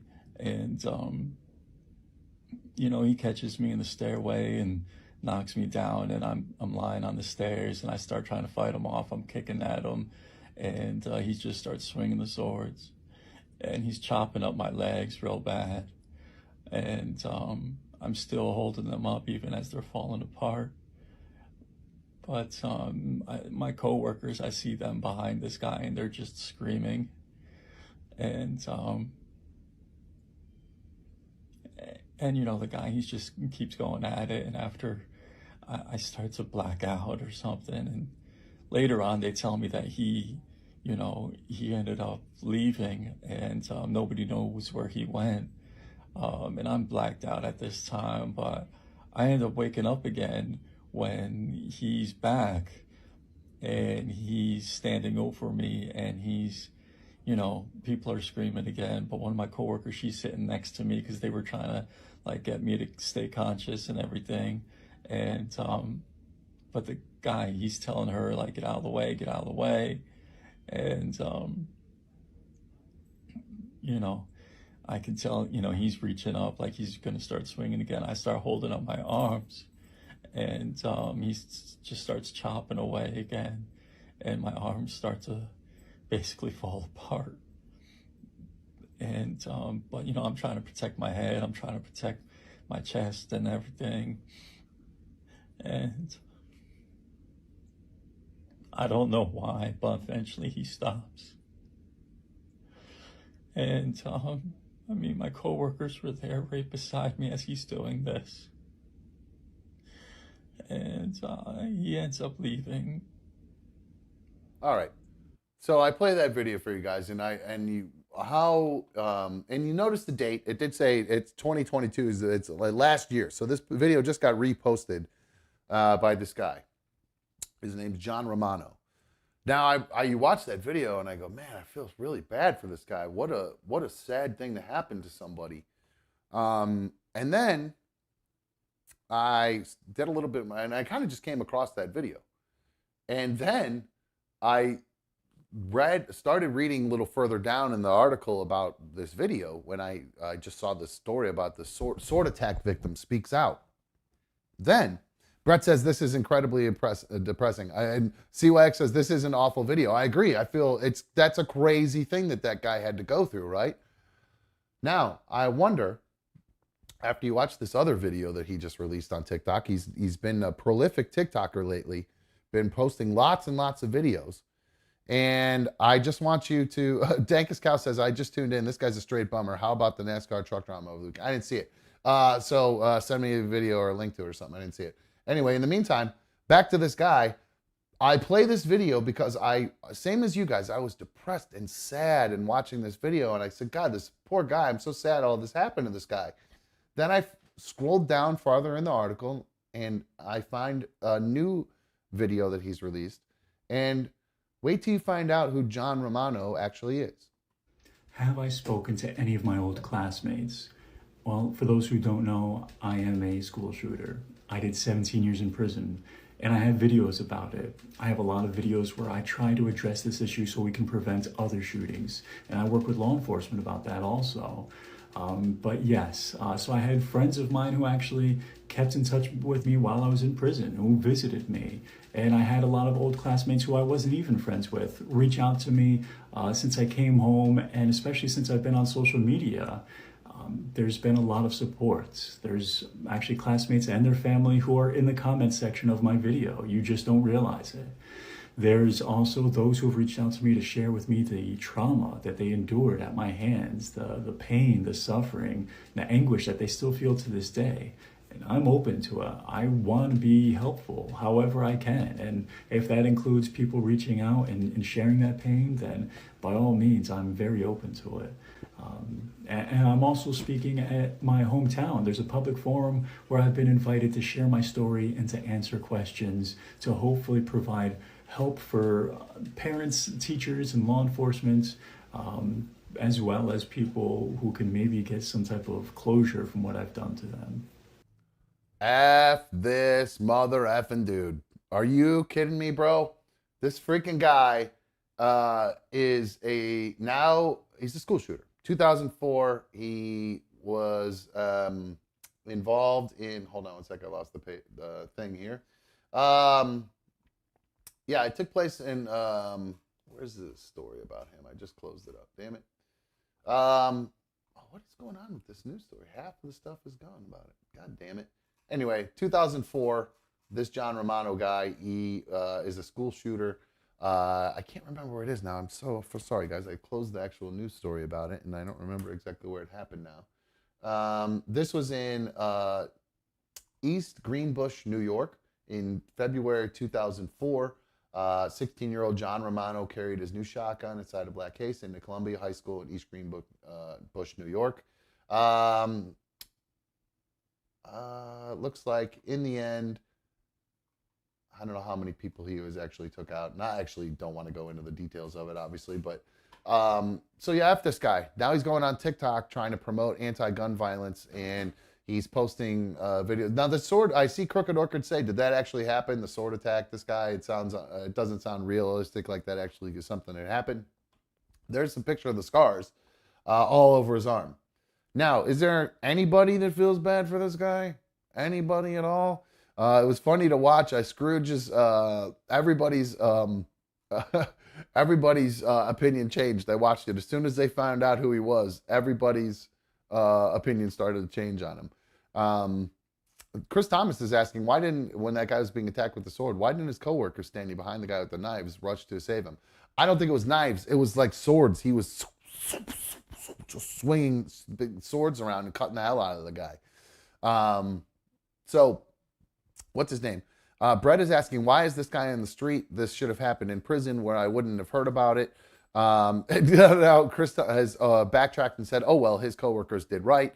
So yeah, I actually have no idea. Hey, Dankus Cow, send me the link if you could, and then I'll be happy to talk about it. You're talking about something that has nothing to do with what we're talking about right now. I love you, dude, but honestly, send me that link if you could, and then I can try to pull it and we can talk about it then. But yeah, so this guy, I went from feeling very bad for him to very frustrated that there's a guy out there who's a school shooter, and now he is walking around trying to tell everybody how terrible school shooting is and all that stuff. And the fact that he's touting how much he has kept in contact with some of his former friends from his school days who visited him in prison. And he's open to communication from former classmates who have been traumatized by his actions. You mean every fucking person in your class? You fucking jag off in your school? I mean, give me a friggin' break. He did a 16-year sentence and was released in 2020, right around the time that the pandemic hit. And that's when he took to TikTok. And he's got a whole page full of TikToks of him talking about it. So if you want to go watch this guy talk it up about what he did and how supposedly he's now going to talk about gun rights and all that crap, yeah, we'll see. The guy was a douche. Hold on one sec. I do have a call. We'll grab here in just a sec. In the meantime, I do see he's here. My main man, Mikey, has made it. What's up, bro? How are you? What's up, buddy? How you doing? What's up? Where'd you have to go? Just downtown. The what's that big stadium that we got? I don't remember. The one with the birds I have no idea. or whatever? Blue Cross Arena. Oh, Blue Cross yeah. Arena. You had to go fix their generator? Yeah, their generator's down and out, and they need a generator, so they're getting a portable for the next couple days.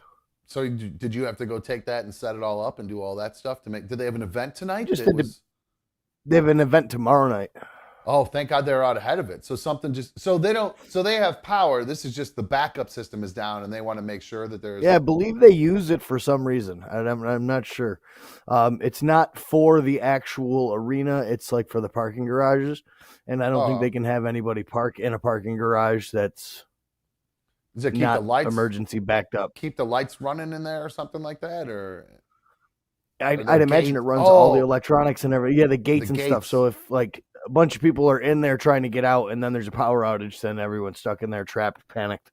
So I'd imagine that they can't allow that to happen. That makes sense. Yeah, that would be. Did you ever? Oh, do I have that video? Did I ever play that video of the guy, the pilot, and the freaking out on a gate?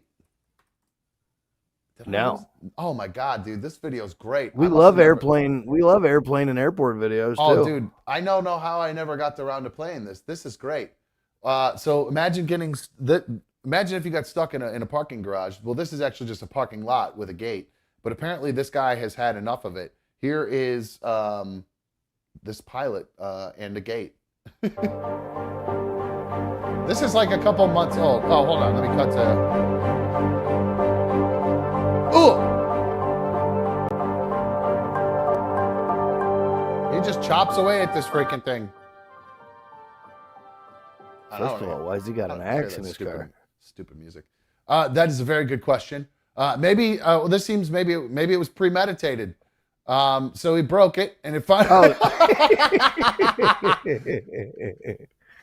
Apparently, there is a very long line for this parking lot. I guess is the story that I read about it, and so he just finally snapped. He had enough of it, and they finally had to come and disarm him.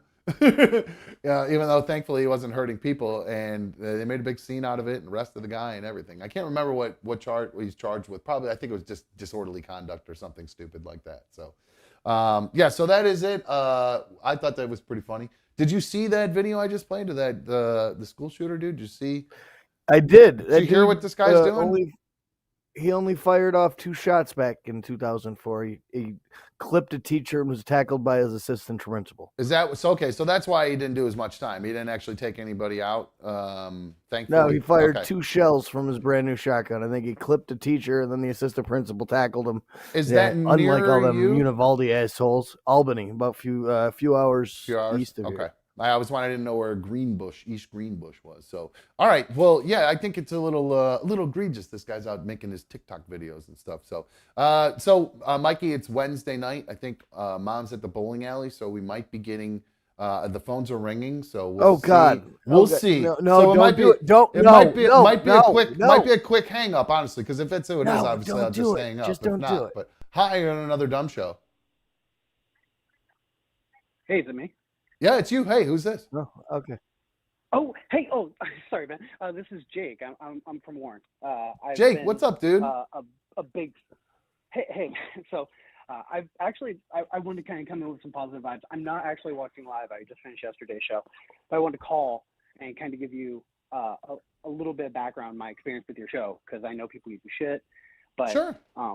For real, lay it on me. Yeah, go ahead. Been day one. I've been day one since 1.0, and it was a long 8 months, and then 2.0, and then and loved it and loved being gifted memberships, and people were great about that stuff, and I swore I wouldn't subscribe to another thing, and I've been watching. I know people give you shit, and I finally decided, you know what, over the weekend I was like, I'm gonna subscribe. So I became a super fan, and I was really pumped. I mean, but for real, like, I know people want to give you guys shit. Like, I don't agree with everything you say. I sure as shit don't agree with everything Mikey says, although I love Mikey. No, but for real, like, I'm not trying to be on a soapbox here, but like I know everyone wants to have fun and shit, but like, if you're here to support, like, I love the show. I loved you on the old show. I want to keep this thing going. I swore I'd never, I told my wife, I'm not going to subscribe. I can get into memberships. Fuck it. Like, why not just do it? And so I just want to let you know, man, there are people out there that support you. Even I'm not in chat. I'm Hakobe in chat. Nice. Occasionally I'm in, but I don't really talk. I don't talk much, and I listen, and every day I'm like, the chat will call that like the peace of my mind. The chat calls that lurking when you're in there. So okay, so you want to tell Mikey? There's times you want to tell Mikey off, but you just don't. No, not like a dick, but like, just, I want to challenge him. But I'm like, I want to, and I know he would love it. I don't want to rile him up and give him shit, because Mikey. I worry about Mikey. Like, I don't agree with his shit, but I think, like, the other day I'm sitting there going, I wonder if Mikey's okay. Like, it's dumb. It's like the dumbest shit I've ever done. But I want to. You guys do have an impact on people. Right on. We love, for those of us who love your show. My mom's not a bowling alley or nothing, so you don't got to worry about that. I heard. I was ready to shit, Operation Icebox. Oh, he's been blowing me up tonight. He's on one tonight. He must have called 50 times tonight. Honestly, it's crazy. No, it's bowling night, bro. It's back to bowling season right now. That's what I'm saying. Yeah. So, but like I said, I just wanted to let you guys know, like, because I know you've been dealing with shit for a few days, and everyone chat, like, I know everyone's a great community and everyone loves each other and everyone wants the best for you, but for real, like, even though some of us, I know there are other people, we don't say nothing in chat, and we aren't like, whatever, we support you, or, because I'm not like that guy. I'm not like trying to draw attention. Like, this took a lot for me to be like, I'm finally gonna do it, because I heard the shit last night. I got pissed off, and I was like, fuck it, I'm gonna call. Well, dude, thank you. You have no idea how much that means to me, because I was sad after last night's show. I was really sad. I was like, I wasn't mad at all. I was genuinely sad because and confused. I was so confused why, in particular, CB and Pat Wooey were so trolly. I couldn't understand it. But now, I think I have a little bit more insight into it. But it's like, in the end, I had to accept I'm not going to please anyone. I actually talked to my mom for a while last night, and because I wanted to talk to B1. I got a little snippy with her because I wanted to talk to her, and she went to bed, so I didn't really have anybody to talk to. But thankfully, I don't know if my mom called. Yeah, my mom ended up calling right after that. So we talked lasagna, and then we just talked about everything. Me. Yeah, I did call you, didn't I? I forgot. I did call me. You were like, Mom's calling right now. I said, tell her thanks for the lasagna. Yeah. So I was sad after last night. I was disappointed. It sucked the energy out of me yesterday. Yeah, Sucks it was the energy out of me. It was a bummer to see the people that I think I just play too rough. That's just the problem, I think, is what it is. I think I'm the kid that, like, sometimes I get when I was a kid, I would get bullied, and then I would sock the bully in the nose, and I would be the one that would get in trouble. Been dealing with that my whole life. It's just the way it goes. So I'm not calling them bullies. They're just being trolly and trying to have fun, and I just took it a little bit. I was confused by it, but now I think I understand a little bit, and I hope that's why I made this for her. Hopefully she'll be back so I can play that for her when she's doing her trolling, that old CB. So, well, Jake, seriously, thank you for calling in and saying all these kind things. I really appreciate it, my dude. Yeah, and I absolutely. won't let you Call know in that and you don't actually challenge me. I don't know if you don't need to have you don't have to have because I know we have happy hour and all that. Yeah.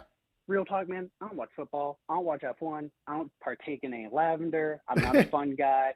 I don't really drink that much. Like, for real.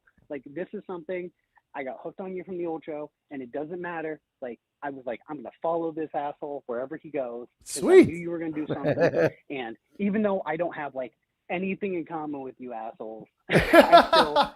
I mean, quite frankly, I'm more aligned with Allie. That's where I am. But I hear you. But for real, I don't give a shit. Mikey, you're fucking crazy. You got a concussion at some point. I know it. But you're still Couple people. of them.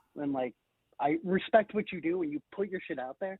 And as insane as you are, I think about you, and that's dumb. No, that's I appreciate good. it, man. That means he's doing his good job. He's connecting with you. That's what we're here for, is to connect with people. So I'm glad that you feel that connection, and you're enjoying yourself, bro. Thank you. That means a lot, honestly. Trust me. After last night, and too. like I said, I've been around since you ran. I remember when you were running promos for the last one. I'm gonna get up and running, and it was the whole thing, and I mean, like I said, since issue 1, I've been around. So just know you got people who've been sticking around for the long haul, and even if we're not saying it, you got people out there. So. Dude, thank you so much. That means a ton to me. So thank you for Absolutely. Thanks for stepping outside your comfort zone and calling in. I definitely appreciate that. Seriously, you know how much I love when people call on the phones, especially to tell me how much they love us. So that's even better, man. Thank you so much. I appreciate it. Damn phones. You goddamn right I do. All right, Jake, I'll talk to you, my dude. Thanks so much, dude. Have a good night. Thanks, guys. You too. Later. What a cool phone call. That was sweet. That was Pleasant really surprise. nice. Pleasant surprise. That really was I expected nice, it to be all trolly McTrollerson. Totally. That was so cool. But yeah, no, in the future though, Jake, you should definitely, if there's something Mikey's saying that you disagree with, especially because I know, man, if Allie was around, you two I wouldn't get a word edgewise between the two of you. Feel like I'd be like a mediator at some sort of political debate or something. It would be, you two would butt heads so much, I don't think I would even be able to get a word in. I hope they're doing good. I haven't talked to them in a minute, by the way. I know they got married, and we talked about maybe doing some stuff once they got everything set up at their house after they got married or whatever, but I haven't really heard much since, so I don't know. I haven't really bothered them either, because right after people get married, they're in that honeymoon phase, and I'm just trying to let them be, and they're probably banging like cats and dogs, banging like horses or rabbits or whatever, and then they, then they got all the family and stuff to deal with. What was that face? Banging like cats and dogs, and then you said like horses and rabbits. Horses and then rabbits. Banging like rabbits, I think is what I was going for. And yeah, but it was a weird thing. You said cats and dogs banging, which is really the opposite. And then you said banging like horses and rabbits. You say horses and rabbits. Horses, and then I tried to visualize a horse and a rabbit, and that just didn't work either. That only works one way. And that's if somebody's standing there holding up the rabbit. That's the only way that works. No, that's funny. I do appreciate that Jake said all those kind things. That was great. No Fear said, dumb, that sound effect scared the shit out of me. I've been gone too long. Yeah, my bad, guys. When I redid those things today, some of the sound effects got turned way too loud. So I'm trying to dig through and find out where all of them are, because they're all closed up in these little things that are turned sideways that I'm trying to find which one's which. So if it's too loud. Oh, I got lavender in my eye. I saw you over there rubbing something on like it looked like a baggie or something you were rubbing on your eye. Yeah, it's like a felt bag. It feels so good when I actually let it touch my eyeball. Oh, that's no good. So wait, you got actual like just dust in there, or like a little piece of it? Your face is gonna puff up with you being allergic to that stuff. No, just my eye will, because I'm an idiot, and I I've been sitting here enjoying a little mini J.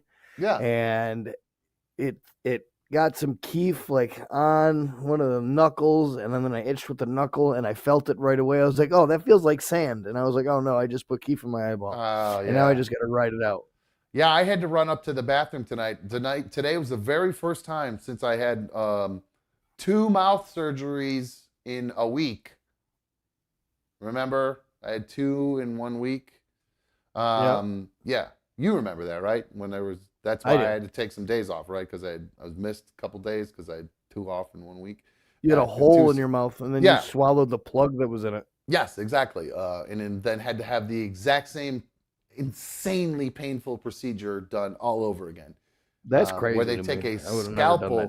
They take a scalpel, cut your gum open, flap it down, and then put a bunch of fake bone in, and then put a membrane over it, and then flap your gum back over that, and then suture it shut. That hurts like a motherfucker. I don't care what anybody says. That shit fucking killed for 2 straight days. Just nonstop pain. So that sucked. Where was I even going with that? I don't even remember where I was going with that. You went upstairs. Something about something in your eye? Today is the first day that I actually got, since all that happened, I got something stuck in it. And it was driving me crazy. It's so exciting when you pick it out, though, isn't it? No, because it was a little tiny piece of like little ground up, not keef, but just a little itty bitty ground up stuff from when I took a hit of a bleezy, and I sucked it in, and it sucked right into the hole, and it was just stuck. That's sweet. No, it wouldn't. I've never had something like that stuck in there. Oh, bro, that don't bother me. If something's stuck in my gums, I'll literally take a scalpel and just cut the gums apart to get it out. Oh, like that don't bother me. You're tougher than I am, dude, because that was too much. I have a weird obsession with that, dude. I floss to the point where I bleed every time, like excessively bleed. Well, aren't you supposed to? Like, I enjoy the pain a little bit. I thought you were supposed to have a little bit of blood when you like floss if you go a little bit too hard, but not. Is your toothbrush red? No. My toothbrush is red. Oh, bro. You got to back that down a little bit. That's got to hurt. It kind of feels good. No, I enjoy it. Ooh, man. I feel like that's a tick. I feel like there could be gunk and nasty stuff. Yeah, it's definitely a tick. Oof. It is definitely a tick. Because I will also panic. Like, if I try to breathe air, like, through my teeth, and I can't breathe any air through my teeth, I panic instantly. Like, oh, my God, I can't breathe. And then I got to go floss. I got flossers on the table. I got flossers in every room. That's vehicles. Crazy. Yikes! All right. Well, you No Fear's asking. I haven't been able to watch in like 4 weeks. He said, "Mike, is Mikey still nodding out, or do we fix that issue?" We fixed it. We found out what the issue was for today. We fixed it for today. Well, we fixed it for the past few weeks, I'd say. Yeah, there's no promises. It's the beginning of the month. There's no promises. It's a new beginning of the month. You got a prescription refilled, so you're able to go nuts again if you have to. No, Mikey. I did refill that script. Oh boy. Well, you need to get one of those. You got to force yourself to get one of those monthly or weekly pill things, and then actually just put it in there and follow the script, dude. Follow the script. I got a cupboard full of them right now. I can go grab them. I got ones that are color coded. I got ones that are just Monday through Friday. I got a little circular one. You should I got do all that. kinds of ones in there. You should do that. CYX says you've been better since you got rid of some of your stress. Your girlfriend. That did. Oh, saw her today. Wait, what? You saw your ex today? Slip that in there. Yeah. Holy shit! What happened? How did that happen? She had to drop something off that I asked for, and then of course she waited until I was home to drop it off, and she stopped over with the kid. Oh, that's a power move. Oh man, that's not right. That's not cool, man. That's not bro, cool. The power move goes even deeper than that. Oh no. The kid was apologizing up and down that he wasn't able to get me a gift when he was just out of town. The mom told him that we aren't together anymore, and he thinks it's his fault. You've got to be kidding me. You did not just have all that happen to you. So you weren't at work. You were dealing with all that. That was well before that. That was like 4 or 5 o'clock. I went to work at 20 to 7. Oh my God, dude. That's awful. I'm so sorry for you. That's so shitty. What a fucking shitty fucking thing to have happen to you. That sucks. Yeah, it puts me in a really fucking rough spot. It makes me want to fucking cry for you. Like, seriously, that's fucking. I almost squeezed out my first tear today, bro. I almost squeezed out my first tear when I gave him a hug. I bet. I almost squeezed him out of. I bet. What a man. I'm trying not to call your ex names right now, but I'm not real thrilled with her right now. This was not cool.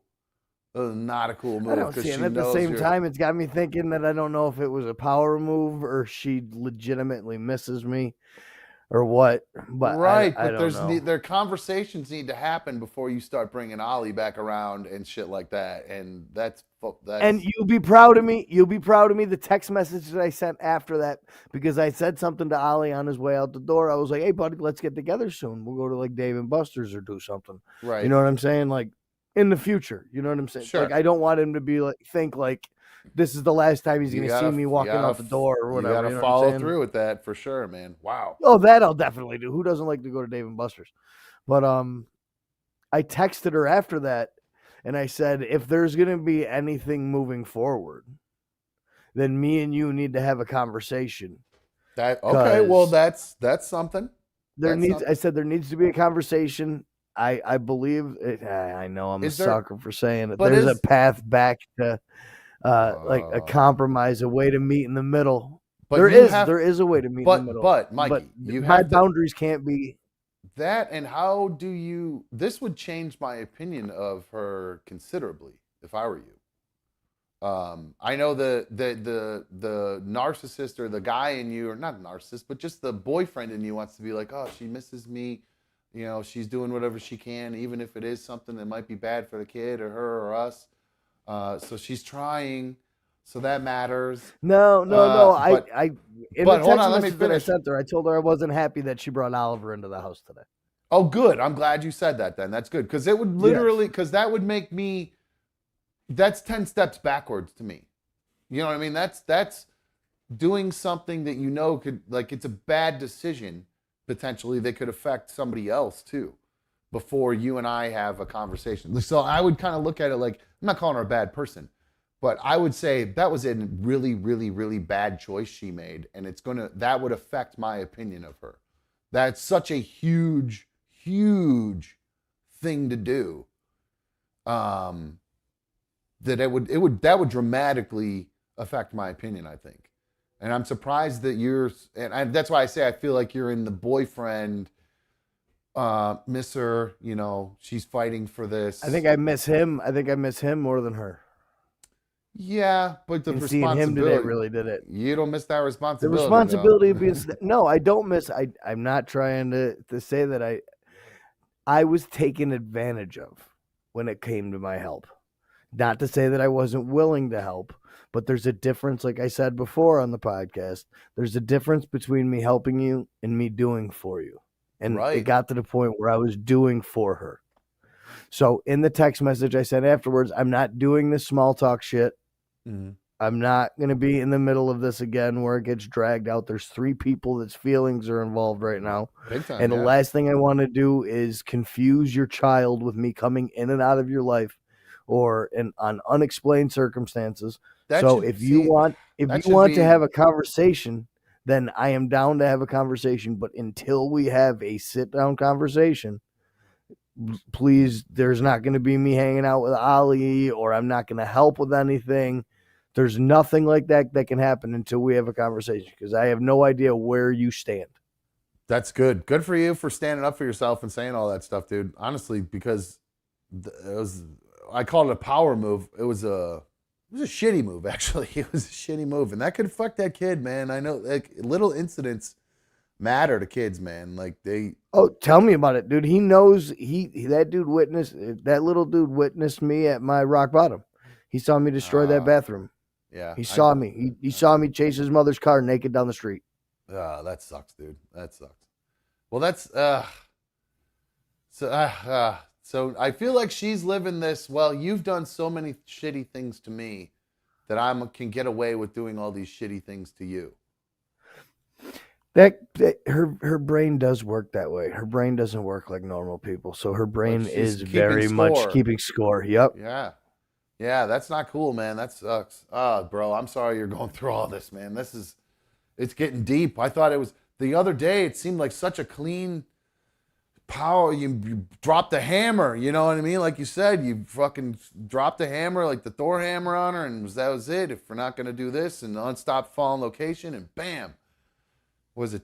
How long did it take before the reconnect? 6 days. I don't know. But by the way, that new tattoo looks really fucking hot. So you saw it? That was my next question. Did you guys put you guys put SpongeBob on? And No. She had to go to work. Oh. I wouldn't have done it. I wouldn't have done it anyways. What? Why? You said that was the only reason you were going to keep the path of communication open. Yeah, I wouldn't have done it not with Duder here. Not a chance. You can't put the TV on and go lock the door for 2 minutes? You're not a porn star. You're not going to last that long. No. Wouldn't do it. Never would do it if Duder was awake. Never have. Never would. Oh, you guys got to get over that. Fucking put him in the other room and watch. Go to Pound Town, bro. That's what parents do. No, not me. My shit ain't going to work, so he's got to be asleep. Why? Oh, really? It freaks you out? Like you worry that he's going to come barging in or something? I don't want him to see none of that shit. That's why I said just fucking lock the door. There could be noises and shit and so what? Rhythmic slapping sounds. I you know what? To me, I heard my parents banging when I was a kid. Didn't do anything to me. I just went, oh, my parents have sex. My parents never had sex. My parents had sex one time, and I'm almost certain it's because my mom rolled over on a stain on the couch on Valentine's Day. That's it? That's how your parents are? Yeah, dude. I was born on November 19th, man. That is exactly 9 months and 5 days after Valentine's Day. So I am a Valentine's Day baby. Your dad got lucky on Valentine's Day, baby. That's funny. Yep. I'm glad you know that. I was born in that big blizzard of '78, so I didn't quite miss. I think actually, you know what I am? I think I'm a St. Patrick's Day bang baby. January, what's that? 9 months less, I guess, right around there, something like that.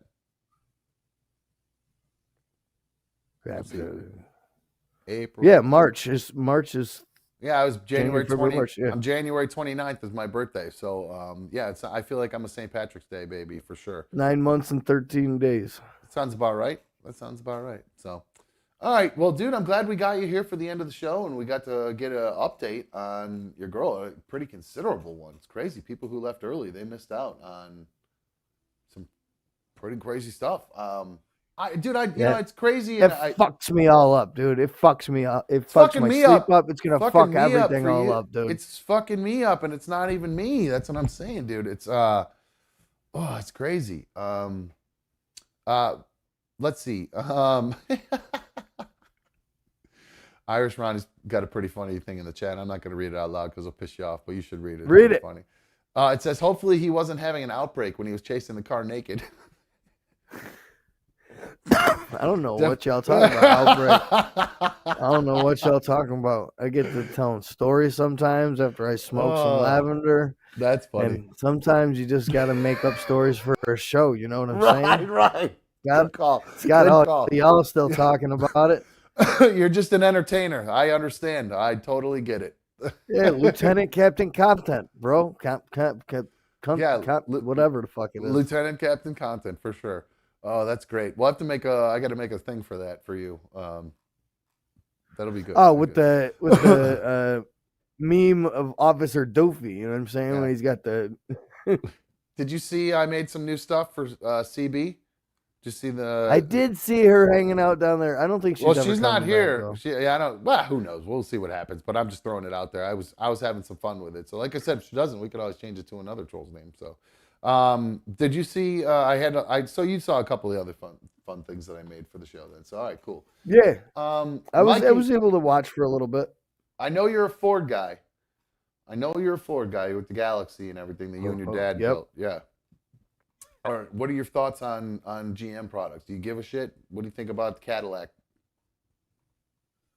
I like caddies. Caddies are nice. Well, Mikey, my favorite sport, F1, has some good news. Andretti F1 entry got FIA approval to join Formula One. So we're now just one step away from another American team, like a heritage American brand joining and racing brand, two, Andretti and Cadillac, two heritage, racing and motorsports brands will be potentially joining F1 as long as they, there's just a few more hurdles they have to get over. Kind of a big one here. There's another, let's see, who does they pass? Did I say it wrong? They got FAI approval, but now they have to get, there are four, there's this other last little hurdle they have to get over that supposedly is going to be a real hard one. But it's possible that we could get Andretti Racing and Cadillac in F1, which I think that'd be pretty fucking cool. I think that would give you something to root for over there. Get you into racing a little bit more. F1. Speaking of Cadillac, I cannot wait for the new Forza to come out. I believe it comes out when the 5th. Oh, tomorrow. Really? Yep. Oh, sweet. So you're going to get that and then do some major racing? You're going to bust the wheel back out and everything? Bro, I think I'm going to break the wheel out and go on some fucking endurance races this weekend. Every track in this entire game, I know like the back of my hand. I don't need best line anymore. And I can just rip and run in the living room this weekend. That'll be fun. Good for you. Well, you should record yourself doing it or something if you can. That'd be cool. I'd love to see you doing that. I don't have an Xbox. I don't have an Xbox, so I can't do that. So just set your phone up and just record yourself. Just put yourself on the wheel. I was about to say you could send me 2 vMix links and I can do one facing the TV and stream it that way. I don't know if I can do it. The second one, you can't turn the sound off. vMix does that on purpose, so you can't do that kind of stuff. I swear they do it on purpose. You can't turn down the incoming sound. So you would hear whatever, you'd end up hearing yourself on a loop because the second one will show whatever the show is showing. You know what I mean? You can't turn that audio all the way off. Oh, I got you. You know what I'm saying? You'll see. Yep. So, well, good. I'm glad you got something to keep you occupied. I feel like tonight was that was a bad thing that happened to you, man. So don't let it get to you. Don't go to the cupboard looking for comfort. Just don't do it. Seriously. I know it's fun. And I'm it's not easy. going to. Just I don't don't know, dude. I've been taking ever since I had my little thingy with that. I've been taking those pills as prescribed every night. All right. What food are you going to order tonight? What's your big Uber Eats thing? Mom already dropped off a pizza. Oh, Mom brought pizza? Yeah, when Mom went and picked up a pizza. Mom went out earlier and picked up a pizza for her household, and then she dropped one off here too. So. Oh yeah, man, your mom is fucking great, dude. That's awesome. That's so cool. Hell yeah. She's newly retired and she's bored, and it's probably not the healthiest thing in the world right now for her to be enabling me to just be a depressed piece of shit at home right now. Nah, she's taking care of you. She knows what you're going through, and this is how moms take care of their boys. They make lasagnas and stuff like that, and they talk to them on the phone late at night when they got drama or whatever. So. No, it's good. It's good. I actually felt they don't tote them around to make their ex feel guilty. No. Oh man, you're in trouble with all this, dude. You got to be careful. You got to be careful because it's just going to be you're just walking down that same path, man. So Carrie is in there just saying no contact, just on all caps, yelling it at you. No contact, Mikey. So, I got to tell you, I think that was a bad move tonight. Did she just show up? Was it a pop-in? No, she had to drop off a tool that I needed for work. Oh, and I told her beforehand, I said, I'm probably not going to be home yet. I pushed it to the point where I figured she was going to be gone. And she hit me with a, "Are you home?" text. And I was like, no, I'm not going to be home for like 10, 15 minutes. And that gave her that perfect window. So 10 minutes after I rolled in the door, she rolled in too. So. Stuck. All right. Marty Miller says, yeah, this is sweet, but you guys aren't boys, dumb. So I guess we both need to grow up. I don't know what that means, but whatever. So, All right, Mikey, you go get yourself, eat your pizza. I'm going to finish Mom's lasagna that she brought me the other night. I'm going to murder that thing here, the rest of that, and then we'll call it a night here. So I love you. I'm glad to hear that you're, well. Love you too. Ooh, football tomorrow night. We get to put in some bets. Hell yeah. Yeah, I do. I only got like $10 left in there. I cashed that bad boy out because I needed the dough. So, and I didn't want to bet at all. So I cashed that suck out, which is kind of cool. I didn't realize it was instant. So you got, it happens instantly. But you got $10 in the bank. You'll have a $10 no sweat bet, $5 no sweat bet. Yeah. You'll have no sweat for Thursday, Sunday, and Monday, and you can take that 10 and flip it into 80 real quick. That's the plan, Stan. That's what I'm looking forward to. I don't want to spend any more money on gambling than I have to. So my mom's got me all worried. I'm opening a new app and gonna put in one of them promo codes and get some free money. It was so much fun. It was so much fun watching that because I just went all in on that Chiefs game with all these crazy bets that could be like, with fucking 22,000 odds where I was going to get paid out $5,000 or $9,000, something crazy. But, with the Chiefs, weird stuff like that could happen too. You know what I mean? That's why they spread the ball around so much. I was like, 3 touchdowns for 3 different guys, 2 different ways might actually happen. You know what I mean? Because it's all play money. So you can kind of dick around with those bets. Now, I like that way that guy did his betting. I never, ever even considered the way that guy did his betting yesterday, where you bet on like World Cup, World Series, Super Bowl, like you pick who's going to win those 4 or something like that, and you put down a small bet because the odds are huge that you're not going to win that. That's kind of fun. I like that. That's a long-term engagement to do, but I thought that was pretty. Remember that story we talked about the other night? I think about doing that all the time. Like I looked at the Viking Super Bowl odds at the beginning of the year, and I was like, all right, let me bet on them to win the NFC North again. They're a long shot. Let me bet on them to win the Super Bowl, and I didn't do it. But you did not do it. So, but right now, I didn't do it. And then even the odds, if you bet on, about to start, and I was thinking I should start betting basketball again, but I don't think I will this year. Dude, I think the odds on so right now it's looking like the 49ers are probably going to win the Super Bowl, right? Just if you had to pick somebody right now. The odds of them winning are like plus 400. It's crazy. It's either the 49ers or the Bills right now, man. I hate to say it. They did look pretty good. They manhandled Miami, that's for sure. They look like a complete team. I watched that because now you can watch the replays and stuff like that if you go back through. Yeah. And the key plays and stuff like that. So I've been watching some of the other games and stuff like that. The Bills looked real tough against Miami. So that must have hurt you. That must have kicked your butt. I don't mind the team. I just hate their fans. Well, what about the Lions fans? Blue Wolverine says, you better bet on Detroit, Mikey. Lions will lion. They didn't last week, dude. You're not getting the big picture. I've been living with the Lions in my division, in the black and blue division, for 36 years. The Lions will lion. Man, I hope not. I do you dislike the Lions? Well, you have to because you're a Vikings fan. No, I like the Lions the most out of everybody in my division. The Lions, it goes Lions, Packers, Bears. I hate the Bears the worst. Why? Over the Packers? I thought the Packers were you guys' bigger rival. It's either Chicago or Green Bay. Green Bay and Minnesota kind of border a little bit, so there's a bunch of like border rivalry there and everything. That's what I meant. That's what I thought. But like the shit talking is just kind of like lobbing niceties at each other, and you know what I'm saying. Your cheese curds suck. Your team's worser than our team. Yeah, don't you know, Norm? Exactly, all that stuff. So, all right. Well, it'll be interesting to see what happens tomorrow. It's a dog of a game tomorrow night, though, right? Who is it tomorrow night?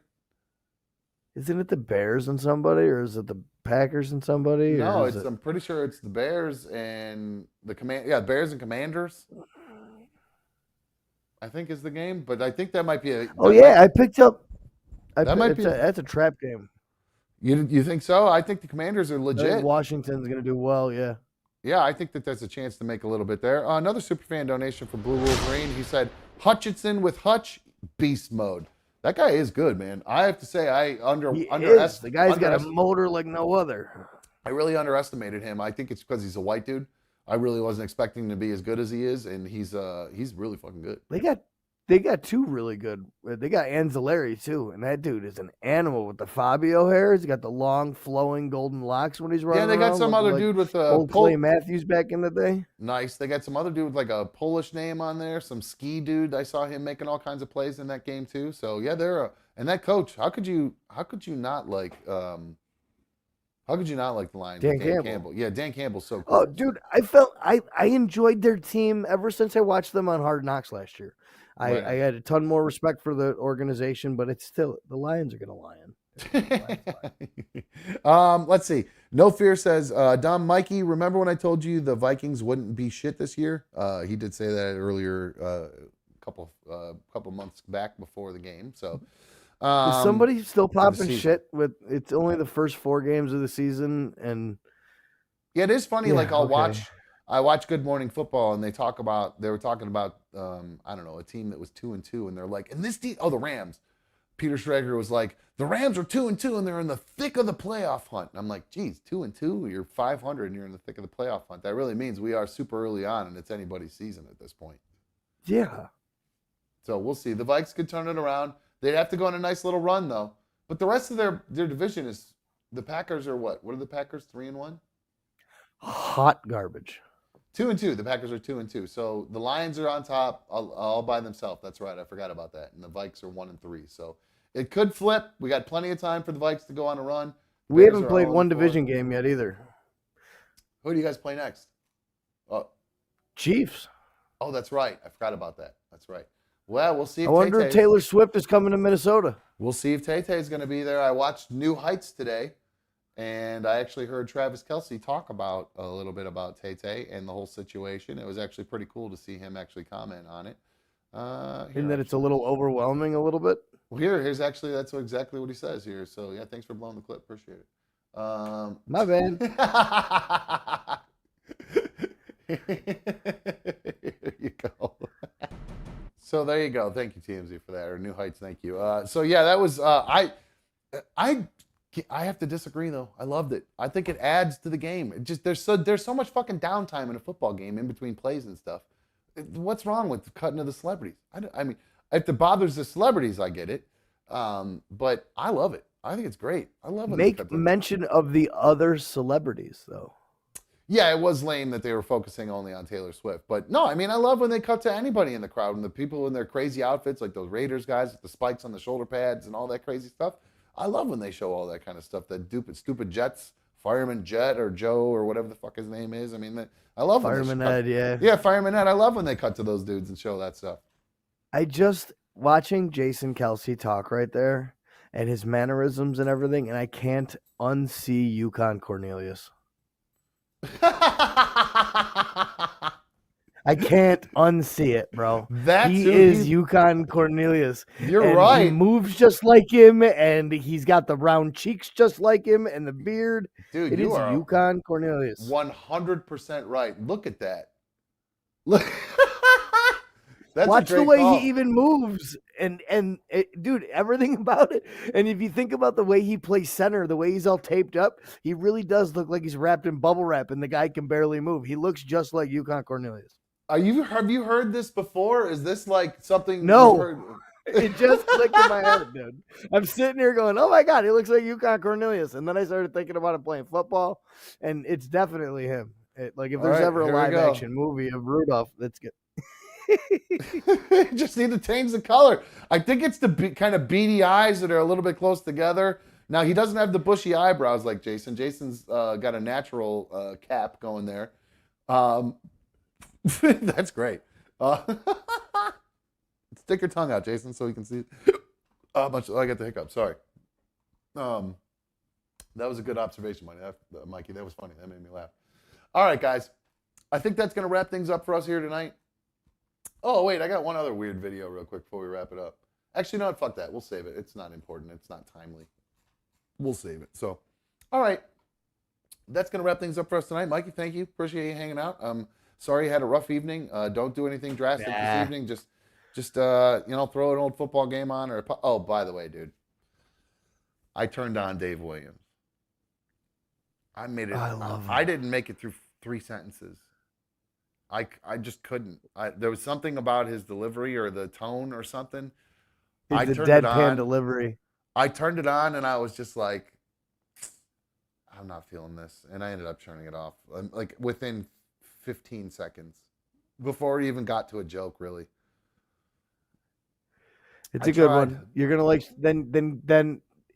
Shane Gillis is more up your alley then.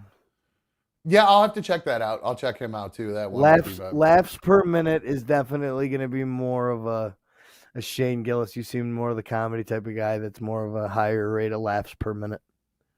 Maybe. I don't know. I think it's more in the way you deliver because Tom Segura doesn't seem like he's aiming for big laughs consistently, but he's getting them. You know what I mean? Like he has a big punchline at the end of where he's going, but he's got so many little nuances. Oh, his little mannerisms and little yeah. thing in between, and little pauses, everything. His facial expressions are what gets the bigger laughs. Yeah, that's what I'm saying. He's a great storyteller. He's really, really good at that. So kudos to him.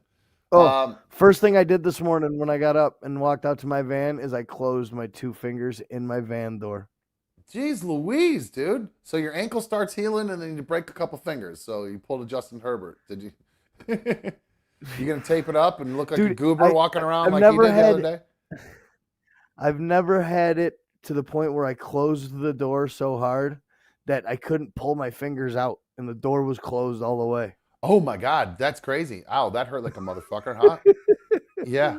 So you got some nice contusions and it's hard to close them and all that good stuff. The squeeze. Yeah, it'll be fun to go bowling on Thursday or I don't got to use them for anything else. Yeah, well, you got no girl anymore, so anyway. You can't use them, is what I meant. All right, dude, I love you. Yeah. Love you too. Use your stranger tonight. All right, love you. See ya. All right, guys, that's going to wrap things up for us tonight. I appreciate it. Vanilla Charlie says he doesn't care if they want to show Taylor Swift the games as long as they don't spend the entire game talking about her. Yep, you know what? I agree with that. If they want to do it in between, that works for me for sure. So, guys, that's going to wrap things up for us. I want to thank everybody who came and hung out with us tonight. Shout out to the people who didn't come. We miss you guys. If the word gets spread, we'd love to see you come back around.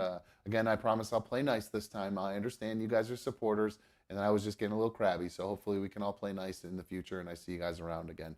And otherwise, if not, hey, those of you who are here, I'll shoot you guys all the love you want, like Jake, who called in, stepped out of his comfort zone to call in to say what a big fan he is of Another Dumb Show. So if you want to step outside of your comfort zone, if you don't normally hit the thumbs up button on my videos, do that tonight. Tonight's the perfect night to step out. Jake did it. Why not you guys? Step outside that comfort zone. Hit that thumbs up button for a brother. Hook a brother up. So I would greatly appreciate it if you guys did that. And of course, if you don't already have your notifications turned on, if you're not watching and you're not already subscribed, please make sure you do have subscribe and hit notifications. My God, too many delis apparently.